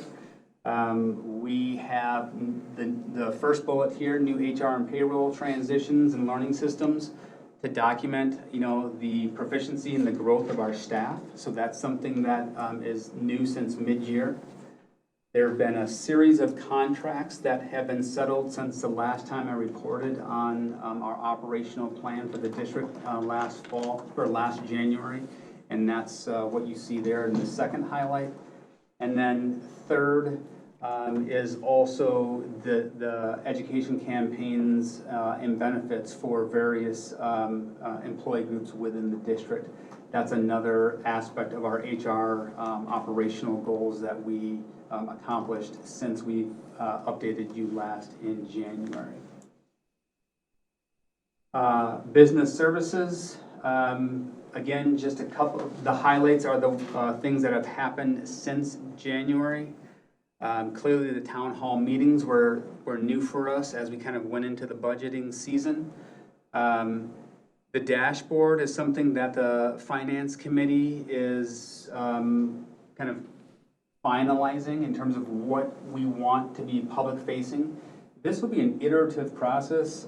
They saw a glimpse of it, I don't know, about a month ago. and kind of played around with some of the functionality and got some feedback from the group. We'll be launching this this fall, and know that what we launch might not be the final version based upon user feedback from the community. So more to come on that, but that is new work that kind of kicked off since January. We have a new ticketing system to purchase tickets, also to kind of monitor the amount of cash an unnamed individual is carrying to and for the bank in a bank bag. And then also doing a tighter system of position control, ensuring that budget codes and dollars are in budget codes to post for various positions, and to ensure that we are not duplicating or fattening our staffing roster unnecessarily. And so this is something new that we will continue to perfect, but this will be a formal process that we want to make sure that we have in play for the next staffing cycle, to ensure that we are closely monitoring to ensure that staff aren't just continually be added and no one really knows why and what purpose this position exists. And then lastly, just an extension of our monthly finances and enrollment reports, which is a standing board agenda item now that we started to do, I think, just after January, early spring. Child nutrition services, nothing new to report on accomplishing the operational goals set forth this year, so everything is in green there. Equity and inclusion, again, everything in green. The Equity Summit hasn't occurred yet, so at the time of submission, didn't want to preempt that, and so kept that in yellow at this point. But that is all slotted, that we'll be hosting the second Equity Summit again. And I believe Lakeville is the latest district to now have registered and be participating in this conversation as well. Technology, the only two areas that have changed since the last operational mid-year report is that we've migrated into a cloud for our Skyward and HR software programs. And then without divulging much, I'll just say we continue to strengthen our protocols to mitigate cyber threats and cybersecurity risks. We know that a very large district in the metro was hit, and there are some other smallers that didn't even hit the media but we're aware of that had similar. So we wanted to ensure that we are doing everything we can to not be next in line. And again, because of security, won't go into the details of that publicly. Teaching and learning, at the time of submission of this one, actually the second bullet should have been quasi-yellow, because May 8th is when we'll bring the actual reviews to you all. So at the time of submission for the eval, it wasn't, you didn't have the document, so that will be coming to you on May 8th. So it's, again, in transparency, just want to make sure I call that out. And then the only change here was the Laker Online to continue for 9th through 12th, dropping the middle school, which we've been talking about for the past couple of weeks in terms of the budget. Assessment, evaluation, and continuous improvement. I would just say that you all know we've adopted the math curriculum. Thank you for that. And as we go into the implementation protocols, we do have some measurement and planning and measurements in place for those who are in the pilot. But I kept this yellow because we'll be broadening that out, and that work has yet to really take hold until we have folks with curriculum in hand, and then we start evaluating the actual implementation of the math curriculum officially starting next fall. So again, in transparency, kept that one yellow. But again, all these I anticipate to be green as we just cross the natural calendar lines.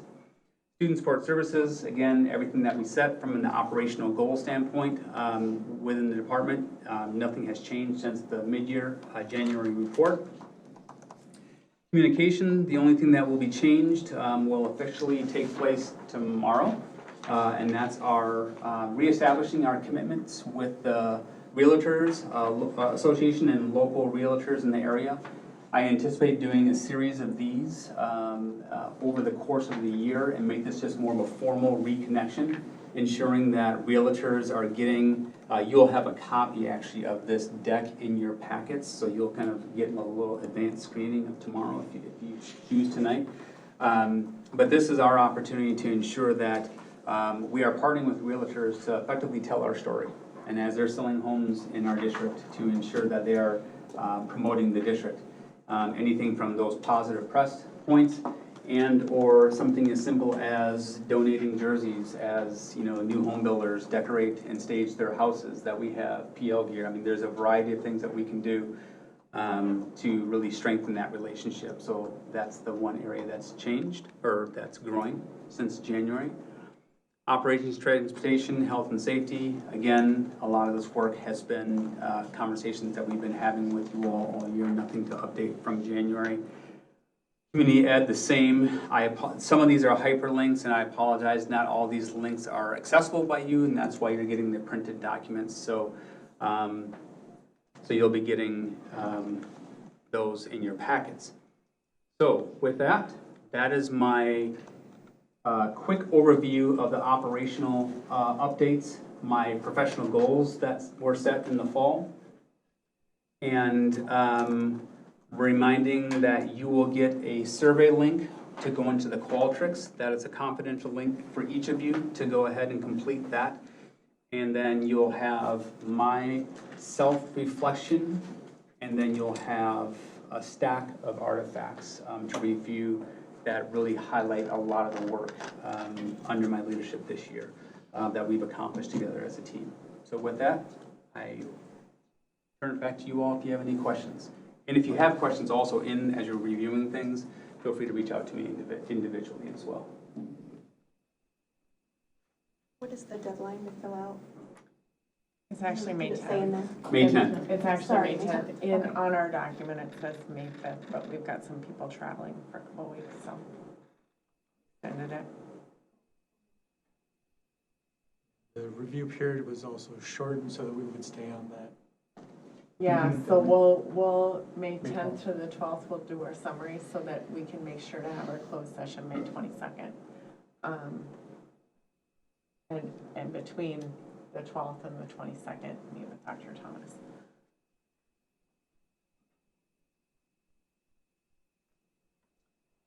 That is all I have, Chair. Thank you. Okay. Next on our agenda is the annual wellness report review, and it is a report for review only. No board action is requested. Assistant Director of Child Nutrition Services Anderson is joining us for that tonight. Thank you.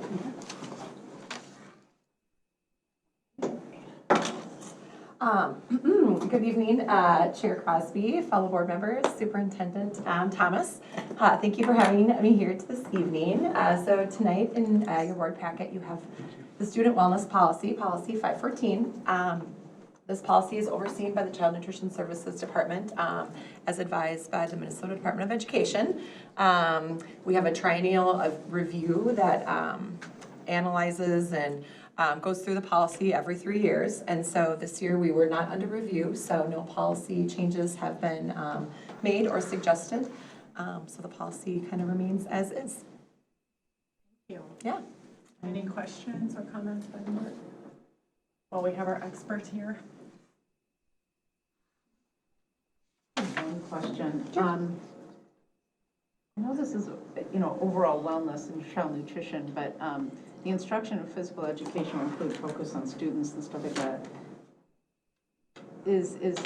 I know that's wellness, but isn't that in our curriculum thing for PE anyways? Isn't that kind of a repeat or? Yes, I think it's a standard language that we include in the student wellness policy, and so that's why it's addressed, but it's just addressed very broadly and not specifically because, I believe it is addressed in the curriculum. That's why I was just wondering if it's, okay. Yeah. Thank you. Yeah. I was just kind of curious. Yep. Any other? Well, thank you. Yeah, That thank was you. brief and Yes. helpful. Short and sweet. Thank you. Thank you.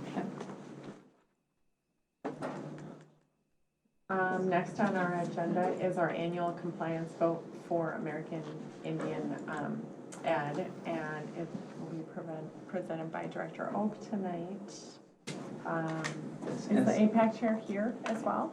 David is not here Okay, at the moment. I do have Freddie. If we go and have any questions, he was present at the vote. okay, Can join us as well. great, thank you. Good evening, everyone.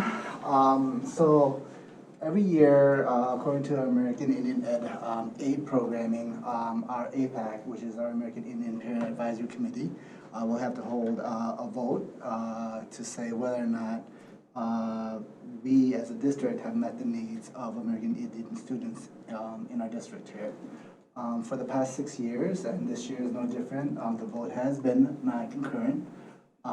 In discussions leading up to the vote, the APAC committee did stress that they've seen great improvements in our programming this year, as well as late last year. However, they feel like it's too soon to move into a vote of concurrence given some of the feelings and experiences they've had in past years. Director Oak, if I may also just add, I actually attended the APAC meeting that was set for the initial vote where they requested additional time. And I think it's important to note something that Director Oak mentioned, in that there's a history of voting non-concurrence, and that was brought forth by the group that night.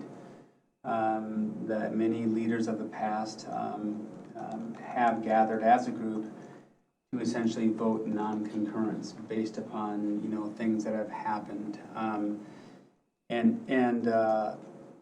You know, I shared very explicitly with them that night that the right thing is the right thing. And with no disrespect, it, you know, whether they voted for or against concurrence, we in this district do not need a vote to tell us the right thing to do for kids. And so that was our assurance to them. I also pushed for greater reciprocal accountability, in that, as Director Oak stated, there was positive regard given new leadership in the district in the direction that folks were going. They liked to see that. But there were other parents there that evening that also made note of their accountability as parents. I also really expressed the desire for APAC to meet with us to really get grounded in data, to not necessarily be driven by emotion or historical narratives of practice in the past, but that we need to have accountable metrics that we as a district, but also they as a community, can uphold to ensure that we are delivering the best for our students. That also was well received. I think maybe a little bit shocked that some of that flat truth was just brought forward to that conversation that evening, if I have to be honest. I think that if I read the nonverbals in the room. But nonetheless, I think it was a great meeting to have. The request to extend was to get some additional data, but also very impressed with the amount of families from, you know, a couple of years ago, starting off with, you know, 3 to 5 families that would be there, to, you know, close to, you know, 30, 40 individuals that evening. So great participation. And I think these are the accountable conversations we need to be having with one another to really strive for what is best for our kids. So just wanted to add that context from my vantage point that evening. Any questions? And the paperwork here says that there's written recommendations for improvements to the board. Do you have those, or are we waiting for them to compile it? So that is required as well. Annually, if there is a vote of non-concurrence, the APAC committee will need to write a letter to the board. It's not ready yet, so they've asked for a month extension to get that done and return it in May. That is usual as well. They do want to go back and get input from all of their committee members, and as well as parent of Native students who are not on the committee also. And I would say that evening, Director Oak, you actually presented the findings from the previous vote of non-concurrence and the actual work that went to kind of bring closure to those concerns and address those concerns appropriately. So that was also shared that evening. Yeah, I was also going to ask when we would have an opportunity to see what those specific deficiencies are with respect to the most recent vote of non-concurrence. If I recall, over the past several years, it hasn't been the exact same areas, so we are seeing a progression, seeing a tightening of it, if you will, so that we continue to hone in on what exactly those expectations are and continue to improve. Last year, Just wanted to call that out. Last year, there were 3 points that we did meet as a district here. The 3 requests were for us to share with them the budget of the AIEA and a monthly report of where our spending was, and that was shared. They also asked for traditional programming, which we've been able to offer as well with the introduction of our drum and dance group, traditional medicines in the Native community, and also providing opportunities for parents to attend the Minnesota Indian Education Association conference, which was just held this past week. There was a new finding that we learned from the conference there, is that going into next year, the state will look at requiring districts to set up a plan with reachable goals, sort of like our A&I grant, so that way it's not just a vote, so that doesn't change the concerns that are expressed there, and we'll be voting and looking at the specific plans that were put in place for that year. I have a question. Does the non-concurrent vote impact funding in any way, shape, or form? Or is it just a? It does not. It's more based on programming? It's more based on programming. It allows us to connect with our families and partner with our American Indian parents. There's a structure that allows us to do that. The vote, whether it's concurrent or not concurrent, does not affect our funding. We just need to meet the compliance by having it done and then turning in both the vote and the letter to MDE annually.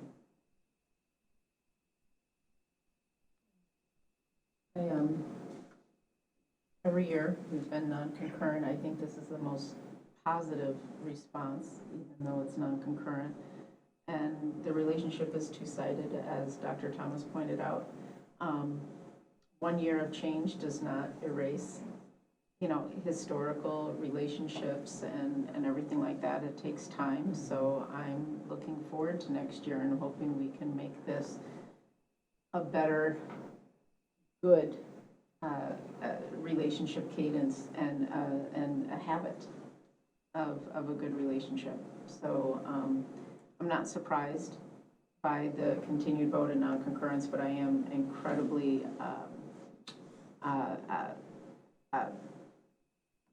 optimistic about continuing to build a relationship and making it as best as it can be. I am too. With the addition of Freddie here as our American Indian Ed coordinator, he's added phenomenal programming to our district here in such a short amount of time. He's only joined our team since January, and with that, he's met with every student at every one of our schools and introduced programming in the Native culture that I myself have been privy to learn a lot from as well. I would say, as you're looking to redo your Equity Advisory Committee, the members of the committee, perhaps there's an opportunity to invite members of the community as well to be a part of that committee. Any other questions or comments? Can you repeat, Jessica asked when the list, I missed The that. letter is supposed to come with the vote of concurrence or non-concurrence, but the parents just need more time. Okay, so when you receive that, then will that be distributed? That will be distributed. In the past, at least I've only been a part of it last year, and the APAC chair will present that letter to the board. Okay, thank you. Yeah, in the past, did she read it to the board, I believe? Yes. Yeah. All right, well, thanks for joining us tonight. Freddie, thanks for coming. Yeah, thank you. So we have some proclamations tonight, and if I've got, the first is National Teacher Appreciation Week, and if I've got a board member that would be interested in the proclamation, that would be wonderful. Sure. Okay, thank you. National Teacher Appreciation Week, May 8th through 12th, 2023. Prior Lake Savage Area Schools recognizes May 8th through 12th, 2023 as National Teacher Appreciation Week. Our teachers are essential to the success of our students. This week, we celebrate our thanks and acknowledge the impact of teachers on our lives. Whereas National Teacher Appreciation Day is being celebrated on May 9th, 2023. Whereas teachers make public schools great, and whereas teachers work to open students' minds to ideas, knowledge, and dreams, and whereas teachers keep American democracy alive by laying the foundations for good citizenship, and whereas teachers fill many roles as listeners, explorers, role models, motivators, and mentors, whereas teachers continue to influence us long after our school days are only memories, therefore let it be resolved, the Board of Education hereby extends its appreciation to all Prior Lake Savage area schools teachers for supporting the education of our students, and declares May 8th through 12th, 2023 to be Teacher Appreciation Week in Prior Lake Savage area schools. Thank you. We can't say enough thanks. It just doesn't exist in this world. But I'll hand it off to Dr. Thomas. I'm sure you have something lovely to say. You know, I'll just say that teachers have a thankless job, and they put in countless hours to do what they believe they are called to do in this world, and cannot thank them enough for their commitment to serve in K-12, PK-12 education, to really affect the lives of future generations. You know, Ariana is about ready to be a living example of the power of teachers, you know, as she walks the stage in a few weeks and goes off to college to really affect change in this world. And I think those of us who are far removed from where she's at might not always remember the classes or the books or the tests, well, maybe the tests if you, but usually we can always refer back to a teacher that really was positively impactful for us in our PK-12 experience, our college experience, whatever. Teachers make a world of difference, literally. So thank you to all the PLSAS teachers for making a difference for students like Ariana and thousands of others, as well as making a difference for yourselves as colleagues. And I'm a better person and a better leader because of our teachers. So thank you to all of them. We have a couple more proclamations tonight. The next is the Child Nutrition Staff Appreciation Week or a National School Lunch Hero Day. Would anyone be interested? Thank you. I'm a foodie, so I'll do that. Prior Lake Savage Area Schools recognizes May 1st through the 5th, 2023 as Child Nutrition Staff Appreciation Week.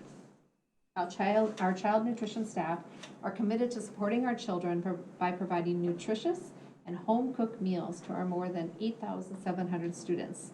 This week, we celebrate our thanks and gratitude for these essential individuals.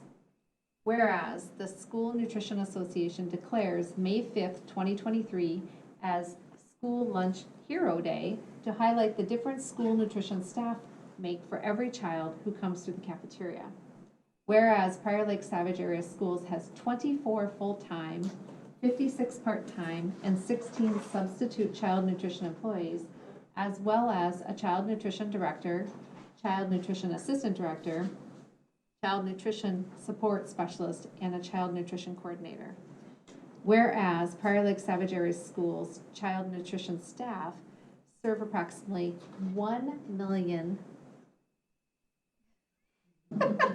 50,000, I'm sorry, too many zeros, 50,000 meals every year, averaging 6,000 meals each school day. That's impressive. Sorry. Whereas child nutrition staff are essential workers dedicated to preparing and distributing healthy and delicious meals directly to our students, all while providing a warm and welcoming environment. Whereas child nutrition staff strive to serve fresh, locally sourced foods. Whereas child nutrition staff keep parents and students informed of all menus, allergens, nutrition, and food descriptions by updating the online menu and mobile app. Whereas over the past 3+ years, Prior Lake Savage Area Schools child nutrition staff have been able and willing to quickly adapt to support the nutritional needs of our community throughout the COVID-19 pandemic. Therefore, let it be resolved, The Board of Education hereby extends its appreciation to all Prior Lake Savage Area Schools, child nutrition staff for supporting the nutritional needs and success of our student, and declares May 1st through the 5th, 2023 to be Child Nutrition Staff Appreciation Week in Prior Lake Savage Area Schools. Thank you. We've got a special guest. Oh, yay, all right. Special guest. Thank you, Lisa. Oh, you're welcome. I'm a Did you big bring fan any of, treats? big fan of the food. I did bring treats. Oh, party foul. Hello, Chair Crosby, Board of Directors, and Superintendent Dr. Thomas. Thank you so much for recognizing and stating the proclamation for our child nutrition team. Our school lunch heroes are truly a magnificent bunch. Not only do they work relentlessly to put foods on the plates of our community's children, but they brighten their days while they do it. They truly do make connections with each and every student. We love the angle of the student relationship that we have because we get to see almost every student every day. And even though it might just be a short 20-second connection, we often get them from pre-K or kindergarten all the way through 5th grade, and then we get 6th through 8th grade. So we get these relationships that do actually form real tight bonds. And let's, admit that school lunch or lunchtime is one of the most favorite times for kids. Best class. So, and we love that. Even though we've been extremely short-staffed, they've continued to work tirelessly to cook home-cooked, from-scratch meals. They process vegetables that come from our neighboring farmers, unprocessed, and they do that because they really, truly believe that it's important to feed our children whole foods and to teach kids where food comes from. So, thank you very much. I'm extremely proud of my team, and I appreciate your proclamation. Thank you. Thank you. Yeah. Many of us have had the chance to work in the lunch line in this short staff environment, and it was kind of eye-opening. I mean, for sure, and we all talked about it, how it's amazing how the lunch employee, like, they know the kids. I can't even believe it. They see so many, they know their names, they know if they're having a good day or bad day, and I'm going, I saw them for 3 seconds, how do you know this? Yeah. So I think your words are very true. And I think they do a great job of theming the food also for Yeah. different days and Yeah. in the year too. So it's real fun for the kids as well. I would say if you're so inclined, during that week, if you want to join me or any of our campuses, I will be serving, I believe, Tuesday of that week at Westwood, I believe. So if you would like to sign up for a time to show your appreciation, feel free. Thank on the you. menu? Thank you. Yeah. I was supposed to do it on Thursday, which is Minnesota Day, and but there's a conflict with a strike program, so, That's awesome. yeah. We have more.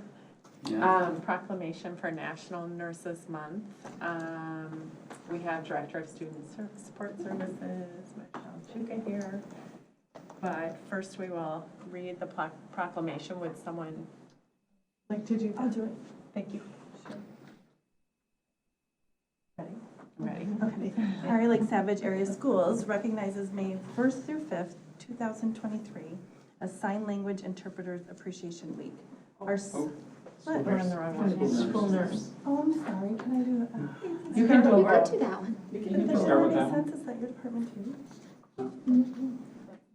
Curriculum. Keep reading. Sorry. To the school nurses. It's I okay. saw Or you can do the I other saw one. Chuka. Okay. Oh, I'm flexible. big mistake. Okay. All right. The week's not The month, Take it Nurses a whole Month. month. Take it a whole month. This is Yeah. appreciation week. May Type. 6th. All right, sorry, thanks for the break. Prior Lake Savage Area Schools recognizes May of 2023 as School Nurse Appreciation Month. Our school nurses provide care and support for our more than 8,700 Prior Lake Savage Area students. This month, we celebrate our thanks and gratitude for these essential staff. Whereas the American Nurses Association declares May as National Nurses Month, with May 6th specifically dedicated to school nurses. Whereas Prior Lake Savage Area Schools nurses, provide comfort and care for students and staff, help maintain and administer student medications, provide families with immunization information, assist with health screenings, ensure students with chronic health conditions are able to safely attend school, reach out to parents, guardians about health concerns, and develop individualized health and emergency care plans. Whereas Prior Lake Savage Area School nurses work with children, parents, staff, and medical professionals to control and prevent disease. Whereas Prior Lake Savage Area School nurses work to ensure the health and safety of each and every student. Let it be resolved, the Board of Education hereby extends its appreciation to all Prior Lake Savage Area School nurses for supporting the health and education of our children, and declares May 2023 to be School Nurse Appreciation Month in Prior Lake Savage Area Schools. Thank you. I'll just say a couple things on behalf of myself and Kate Kyle, our health services coordinator who couldn't be here tonight. Our school nurse and health services team play a really vital role in addressing chronic health conditions and improving opportunities for students across the district in order to be successful in school. We administer medications, not we, because I'm not a nurse, but our nurse and health team administers medication. They provide assessment and care to injuries. They provide, support in unexpected emergencies. And, we were talking about big numbers with meals. We don't do 6,000 a day, but our health offices provide care on average to about 650 students every single day throughout the district. So that they have a big role, and their offices are always very busy with students in and out. And they coordinate with our social workers, counselors, teachers, administrators to remove barriers that students have in order for them to be successful. And we are very grateful for this small and mighty team of individuals. Thank you. Thank you. Absolutely, yeah. As are we. And our last proclamation is Sign Language Interpreters Day. I think. Well, it is Sign Language Interpreters Day, and I'll say a couple things here. We don't have any in our district right now, but we're grateful for them. But we do have some ASL teachers that I think Dr. Thomas wanted to honor, because it's pretty awesome that we are able to provide some communication. I would say, as a district, it's really important that we mitigate any barriers for our students and families to interact with our district. And so whether it's a language barrier by way of a foreign language, or if it's one here of ASL that they need interpreting to be able to connect and communicate, to have them available as resources is significant and huge for us. But also, probably I think it was one of my first school visits to the high school, and stepped into the ASL classrooms at the high school. And what a value add in terms of students' ability to be able to participate in ASL as a language and learn that skill. And I've heard nothing but amazing things about those two staff, and really appreciate them for adding value to our students' lives. For all we know, some of our students who are taking ASL might be our future sign language interpreters one day. So I just appreciate that pipeline development of our staff and their commitment to ASL here in Prior Lake Savage Area Schools. Thank you both. Thank you. That, we did not read that proclamation, did we? No. We didn't finish reading that. Started. Yeah, I feel like we gotta do it. Yeah. We gotta do it. Yeah. Do you mind doing it? No, of course not. Since you started. I'm just not sure if it's a day or a week or a Thank month you. though. You can sign it too. Yeah, I would like you to sign it. Okay, I'll start where I left off. No, I won't. I'll start again. Prior Lake Savage Area Schools recognizes May 1st through 5th as Sign Language Interpreters Appreciation Week. Our sign language professionals are essential to supporting the success of our deaf and hearing impaired students. This week we celebrate our thanks and gratitude for these vital staff members. Whereas National Sign Language Interpreters Day is being celebrated on May 3rd, 2023. Whereas a sign language interpreter allows students who are deaf or hard of hearing to understand the spoken language from their teachers, peers, and administrators. Whereas these professionals use their unique skill set to ensure that all students can access the learning being delivered. Whereas our sign language interpreters carry out essential functions so we can fulfill the mission of our district and to the success of all our students. Therefore, let it be resolved, the Board of Education hereby extends its appreciation to all Prior Lake Savage Area School interpreters for their hard work that daily breaks down language and communication barriers of our students. And declares May 1st through 5th, 2023 to be Sign Language Interpreters Appreciation Week in Prior Lake Savage Area Schools. Thank you. Thank you. Lots to celebrate in May. As we move on in our agenda, we're under board governance policy now and board policy review. We have policy 606, selection and review of learning resources on the agenda. And okay. Yeah, Dr. Edwards and several others are at the National Bar Conference today. But just as a brief update, actually, at our last board meeting, that kind of moved into a work study session as well. It was very clear that this policy, given its scope, really needs its time to go through kind of starting back at square one, because I think there was a lot of misunderstandings and interpretations of the directions that we are going. And so I just wanted to formally share that, you know, until we go through and rectify, I believe, 606, and I'm blanking now, is it 600 or 601? 601. 601, and perhaps others. 600s as a group is a group that really kind of got off in terms of its sequence and also how it was organized when they went from an alpha system at MSBA to a numeric system. So that's kind of how this whole, how we have two different policies according to, you know, I can't remember who brought MSBA's last month of 606. So we will be going back to the square one with this policy and bringing in 601 into the conversation. And until then, the current policy stands and the internal management protocol also stands. And just as a briefing to the board, this is really why I wanted to share. A couple weeks ago, we had, actually I would say late fall or early fall, there was an inquiry from the community about a certain book. There was no formal process brought forward, and Dr. Edwards and I worked with this community member, father, to work through some of the concerns that were brought up in that book.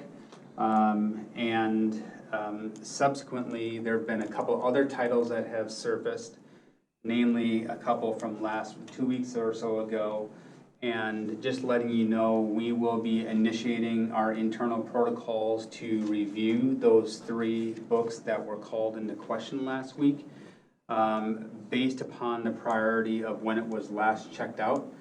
There was a book that was checked out, I think, a year or so ago. The others have been checked out for almost 10 years. So we're starting with the one that was most recent and initiating that internal protocol. So I just want the board and the community to know that if there are concerns brought up in a formal manner, we are taking that forward, and again, we're starting with those 3. So more to come on those titles and what we find of those titles, and also more to come as we go back to bringing in the 600s to the board, kind of reintroducing them kind of as a slate. I open it up for any questions.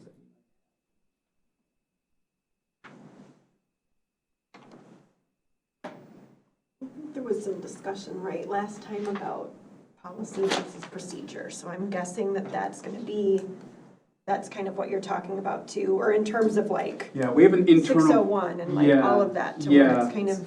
Correct. Well, I think it's a couple of things. The question was, were we going too much into procedure with the last iteration of the 601 policy? I'm sorry, 606 policy. And I think the question was, what's the scope of 606 versus the scope of 601? Are we focusing on learning resources, which we try to encompass kind of both together? Are we talking about library media materials? Are we talking about curriculum? You know, so those are aspects that I think needed further clarification, and we just found, I think, ourselves on multiple fronts last time to really kind of redress that and bring it all together as one package to talk about them totality versus policies independent of one another.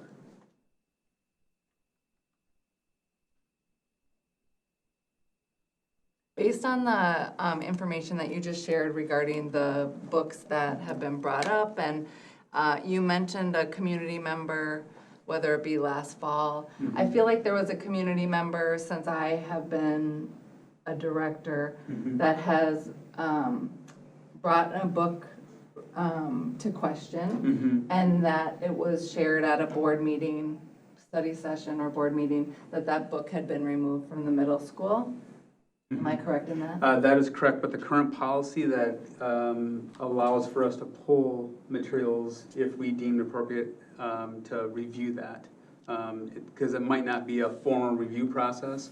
And that one in particular, as you know, we looked at that context, we took action on that specific book. I think. And that wasn't actually not a formal review or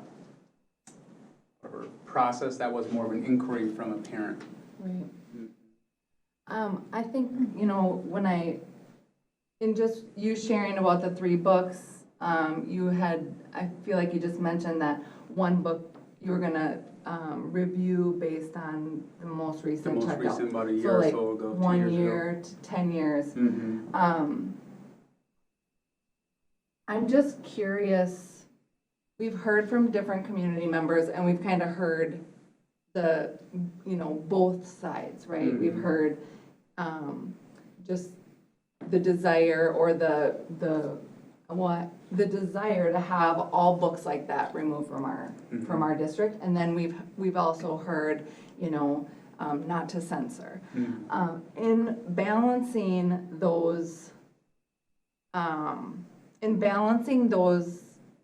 requests from the community, I'm wondering, there's something that I think about often, and when I think about just like profanity being used, profanity, I believe there's policy against profanity, and is there? Am I wrong? Is there policy regarding, expectations on profanity? And I'm wondering if there's ways to simplify how we, because it is it's an emotional topic. People feel strongly one way or the other. And I think that one thing that I think about as a parent and as a director, I think if there were certain titles, such as the ones brought to us, if all such titles were removed from our district, it's not removing them from their access at a public library. Maybe I just don't know that much about libraries, but I'm wondering if we're making a fight where there doesn't need to be a fight, because I feel like the libraries that we the books that we have in our libraries are educational in nature, and there are a lot of different topics that are, maybe supported by one family over another. So why are we finding and forgive me, but I'm just wondering if this is, Yeah, I think that's a fair question, Amy. If I have to be very honest, I think that's a very fair question. What is the fight? On the table, if you will. Especially when you said that some of those books not even have been checked out for 10 years. I mean, that's just like, wow. Well, and this was something that we processed with Peter as well, in our conversation with him as a senior cabinet. It's like, okay, this is not about book bans and all that kind of stuff that's driving families out of districts. It's actually something very different, So I think, and Emily, I know you've kind of spoken to this in the past around government speech and freedoms with government speech. This policy is going to have to really be thoroughly vetted with legal counsel. to have the best understanding of kind of what the argument on the table is. And I'll be very clear like I was, several weeks ago or whatever, months ago. I want to ensure as the superintendent, speaking for myself, I want to ensure that the resources we have readily available to our kids are appropriate for their viewing, their reading, their interaction with, etc. And I know it's a fine line between what I might deem to be good for kids compared to maybe what, Chair Crosby deems good to kids and everything in between. That's what we hear from our community, that we heard from 2 of our members this evening. And so, again, we did get a formal submission to question a book, The Three. I actually reached out to a community member who has these books checked out under their student's name, asking, can we get them? And we have since ordered copies of one of the books, the most recently checked out book, so that we can start that process. And again, I know this is kind of a weird place to be when you have community sharing that. Isn't it ironic that I'm submitting these forms and I can't get them to come through because our filters block it? And then why do we have, so I understand that. That's I get the perceived hypocrisy of that, if I may be so bold to use that term here. But again, know that our intentions are to ensure we have appropriate materials in our schools and that our students are accessing. So we will start, because we have the formal process that came through. That was probably more of an edited submission by this community, this parent. And so that's where we'll start. But I just want the board to know and the community to know that we have a policy currently on books that's in effect. Although people may interpret it differently, we are going forward in this process, given what we've heard through public comment and what we're getting through formal submission. And I do want to share that, talking with Marcus and his team, I am very interested in finding a solution to be able to, if all of our books are digitized, to be able to screen something, as a first pass, if you will, on certain things. And again, I think we're going to have to look at context, because context matters, and that's what I shared that night too. So, I don't know, a long way of answering your question. If I answered the question, if I didn't, please let me know.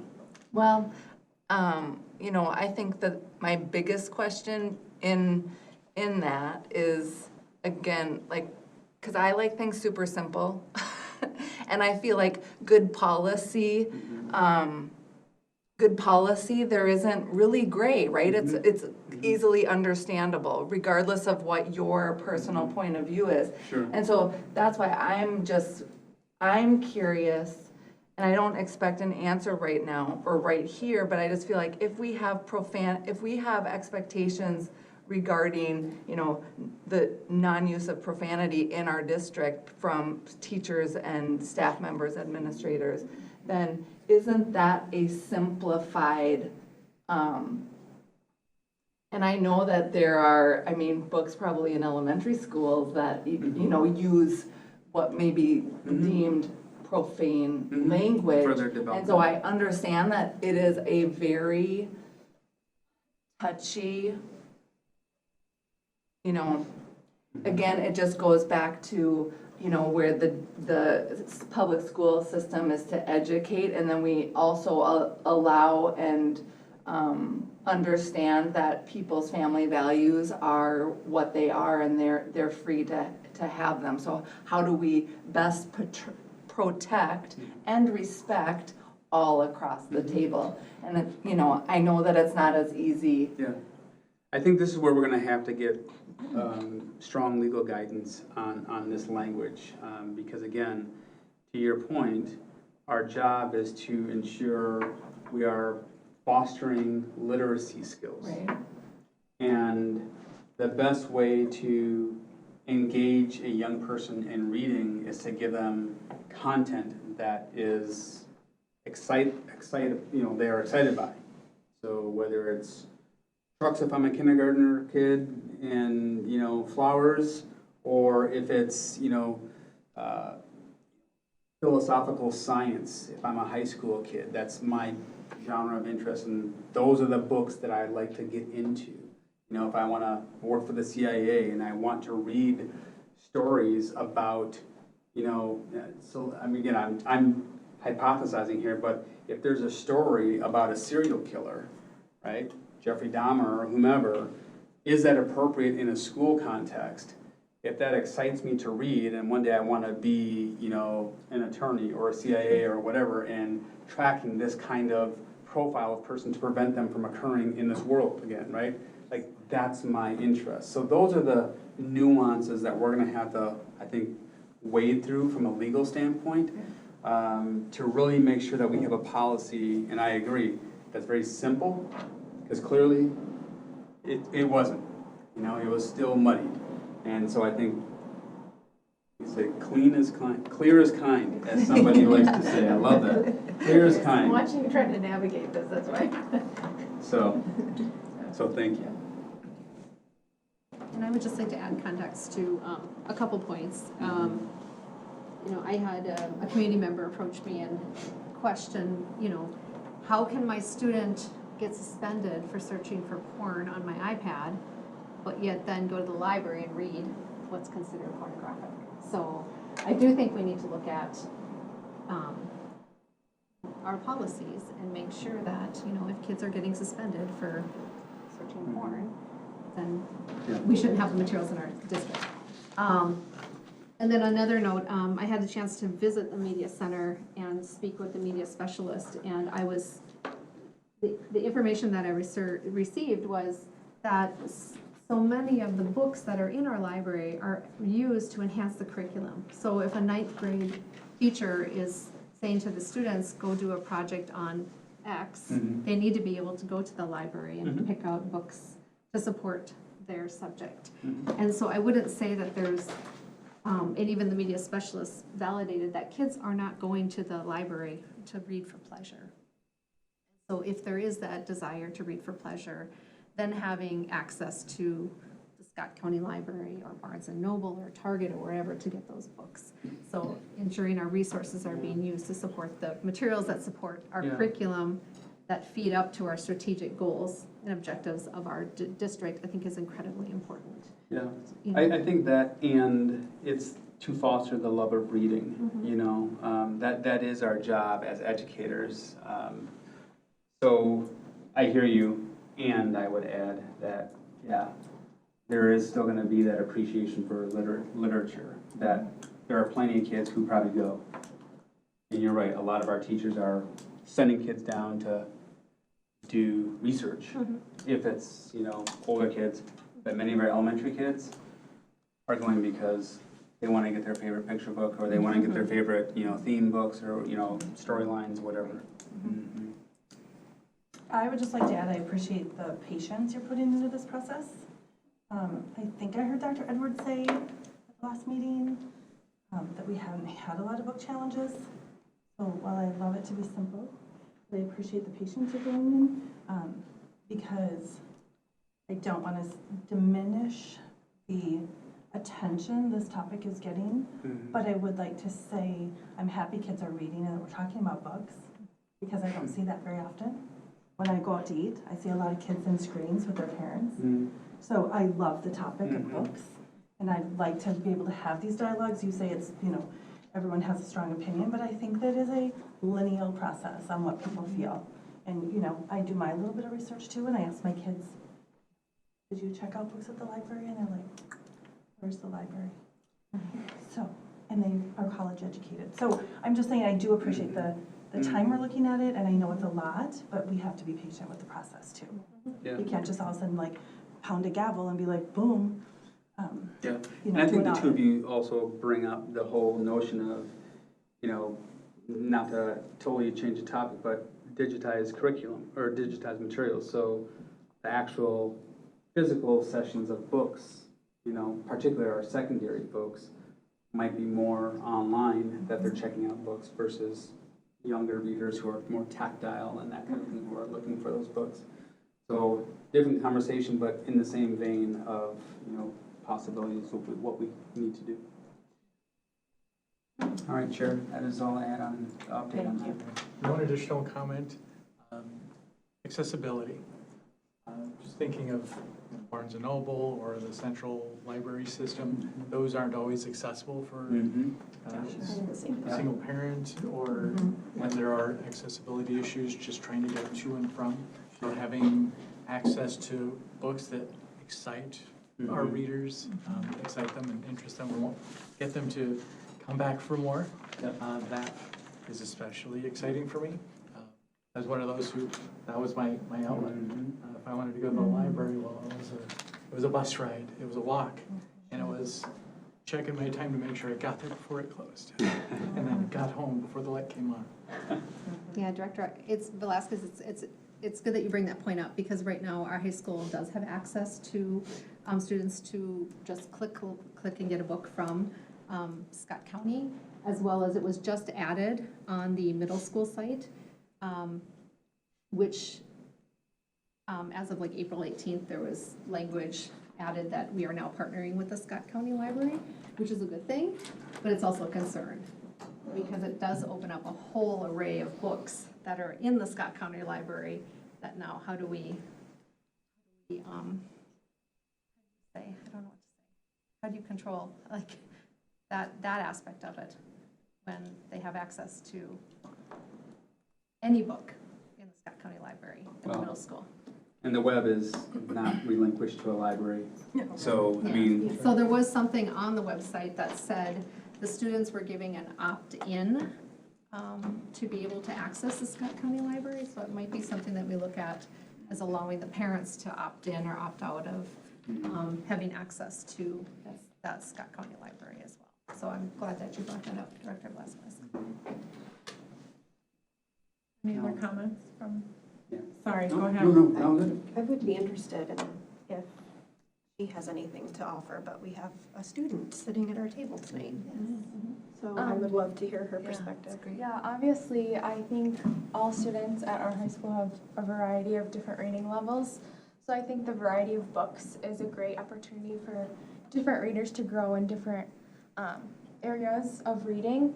And I do think, though, that if like a parent does have a problem, an issue with a book that may be not appropriate for their child to read, that it definitely should be reviewed, given, or like brought to the board or the committee that reviews that. But I think a lot of students just have a variety of different reading levels, so the different books I think people enjoy as well. Obviously, all parents and families have different opinions and beliefs, so I think it's up to the families. It helps them, or they'll, I don't know what I'm trying to say. The families are kind of able to decipher what their kids can have access to. Thank you, Ariana. Love getting students. I don't know if I worded that right, but yeah, sorry. Appreciate your perspective.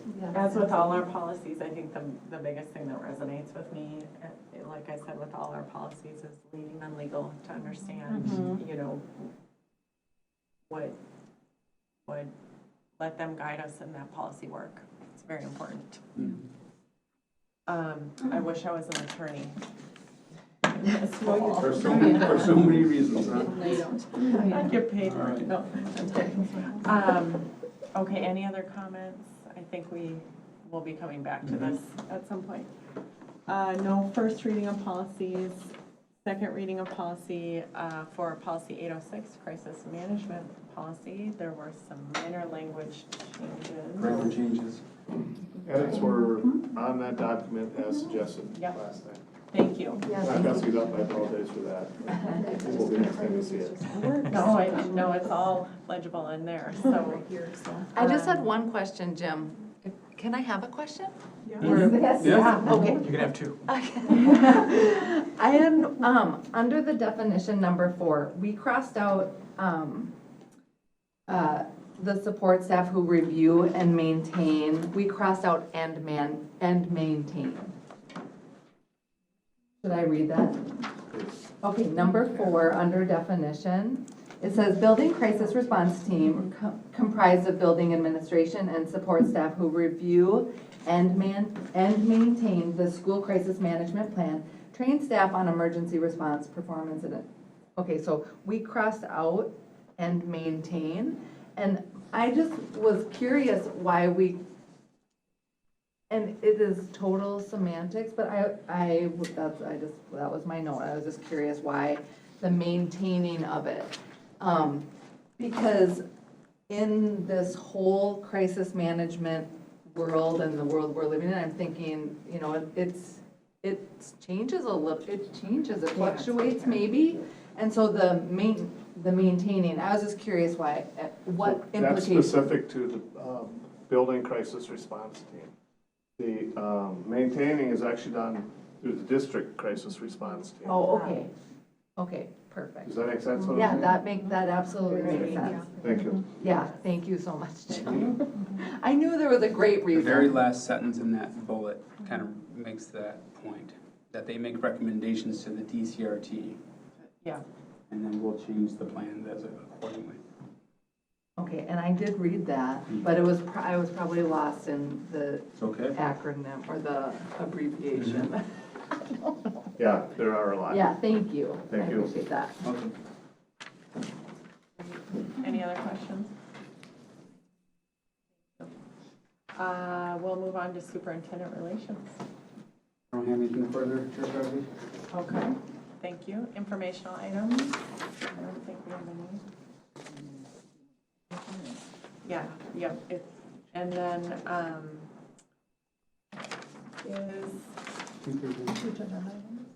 yes, I didn't, my board book isn't updated, sorry. So, future agenda items, do board members have any future agenda items? I'd like to, I don't know if I'd make a motion here because we don't make motions here, right? No. It's up for discussion to add policy 491 to our discussion, for, it would be our next board meeting, I believe. For review and discussion, it's the policy, the 491 policy is the mandatory COVID-19 vaccine or testing and face coverings for employees.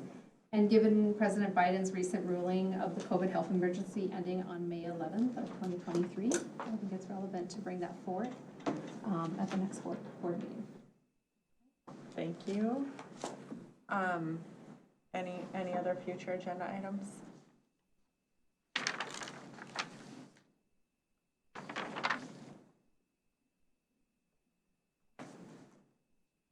I have a procedural question, I guess. Is that, I'm sorry, I can't remember because this is new to our procedures. Can a board member within our policies just suggest and then it gets added, or is it a thumbs up by consensus? I think you have majority. Majority of the time. Majority of the Okay, board. so, thank you. So if we're looking at adding policy 491 to the next board meeting for review and discussion, do people have questions, want to discuss, and then we can do a thumbs? I don't have it in front of me. When is it supposed to be June. reviewed? June? All the 400s. Okay. Somewhere before the July. Okay. July, yeah. And Okay. it's in effect when there's an emergency order, which there is not right now, Which it which just you pointed ended, out. that's why I'm asking to bring it forward, yeah. And the policy does say that it doesn't go into effect at all unless there's an emergency order. And since there's an emergency order, it's not really in effect at all right now. Yeah, and a lot of districts who had this policy, as we did, they've already dropped it, so it's more just cleaning up the work of this policy versus doing it when we're in the process of doing budgets and all the other things that we need to do. Since we're reviewing it anyways in the next cycle, is there a reason to bring it forward sooner? Because it's not even in effect. So you're talking May versus July, Right. is what we're talking about? I guess, Well, they just told us we're gonna review it in July. Well, we Yeah. start the next cycle and the 400s are part of that cycle, so that one will come up right after it'll be part of the next cycle right after we get done with the end of this year. I guess my concern is it's not in effect, other school districts have pulled it, so why do we have it still up on our website? Well, it's not in effect. But that It just, says it in there that it's only in effect when there's an actual emergency, and since we don't have a declared emergency, technically it's just paper right now. and the emergency ended, so that's why I'm asking for it to be pulled off and for us to review it. My question is, with having this policy added to the next agenda item, being the fact that it really isn't in effect, is the process just that we vote to have it removed, to remove the policy? Or is it a elongated process such as first reading, second reading? Like, how does that go? Because if it's a simple, we just add it to the agenda and then we are taking a vote on whether we want to remove it or not, I feel like that's a simple ask and I wouldn't be against that. But if I'm asking what the process is of adding it to the agenda. The current process would go through the 4 steps. No, we can just remove a policy. You can just. We can just remove a policy Okay. with one. With vote. Yes. With a vote. With the majority vote. Got it, okay. I'm gonna give a thumbs up to bring it forward in May. But Anybody I have a question then. So we're out of is that policy reusable if we go into another pandemic, or do we have to rewrite it anyways? Specific to COVID-19. Yeah, it would have to be. Yeah. So COVID-19 is non-existent anymore, so yeah. Jim Corum is no longer here. It's just I outdated. mean, there's a number of. And we don't have to go through the 4-step process. That would be helpful not to. Right, which we wouldn't in July either, but it's pretty straightforward. Thumbs, people? Sure. Okay, Good. so we'll add it. Got it. Moving on to other, Can I we put put, a point of order for that, may I ask? sorry. This, I just want to make sure I'm understanding correctly, we're going to be bringing it forward on May 8th as an action item to remove, correct? Thank you. Thank you. We put policy 203 at the end, under other. Coming out of our board development session, we had a lot of discussion around norms, which is school board operating norms as the policy, and we had a lot of probably some clarity that we could use and add to that policy, particularly because we're a relatively new board, with the exception of you. And so we have not proposed any changes to this, but this is just bringing it forward. It was suggested by Mary to add it to a study session. So the next step will be, ideally we would have had it in full disclosure here, ready with some proposals, but we weren't ready yet. So at the next meeting, we'll bring it forward with some additional language as a starting point for us to discuss and introduce it then. One thing that has been brought to my attention with this policy is the question around, I believe it still reads in this policy, and I apologize, where it talks about during a work session, open to public forum. Where are we? I'm sorry, how to conduct meetings, number 6, under 6.1.1. How we conduct meetings. So during work sessions, it talks about how we discuss how we're doing our work sessions like we are this evening. And then we talk about work sessions may also be a time for either a listening session with the public on issues as prescribed by the board, or open to public feedback after the meeting, limited items discussed during the work session. And I know that we have talked about that in the past, so I'm just wondering if that's something that, we should look at revising. As we brought this policy forth now, I think we should. That's one of the It's edits been- already been proposed. And I think in the past, that's been used as, when like, school boundary changes, or like, that's how I recall it being used. It gives the board a little bit of flexibility and an opportunity to get community feedback. But yeah, that's language we can look at. Well, we also it changed the whole forum process also, so Yeah. so that one was up for, yeah. This piece was, I think, allowing the board flexibility in that, but, Right, yeah. but also the language in there was based upon after, now we're doing the forums. I was just gonna At say. first, and then. Oh, at the beginning of the meeting, Right. yes, yes, yes, got it, got And it. whether it's, has to be on the agenda or off the agenda, I think there's always that That conversation. was our Yeah. so Change too. clarifying So, language there to be Yeah. consistent. Because I know For we, sure. this policy, while we looked at it, it was approved December 12th, 2022. I know we talked about some things in our training, board development on changes that we wanted to bring forth on this, so I So, appreciate you bringing it up, Chair France. Yeah, and we'll bring it forward with some suggested language. It's not, it's a starting point for all of us to work from. So, All right. Thank you, I think we're adjourned.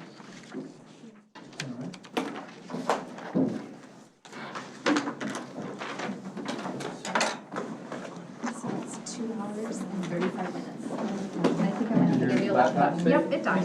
And it was fully charged. So, oh, he's not here. I will talk.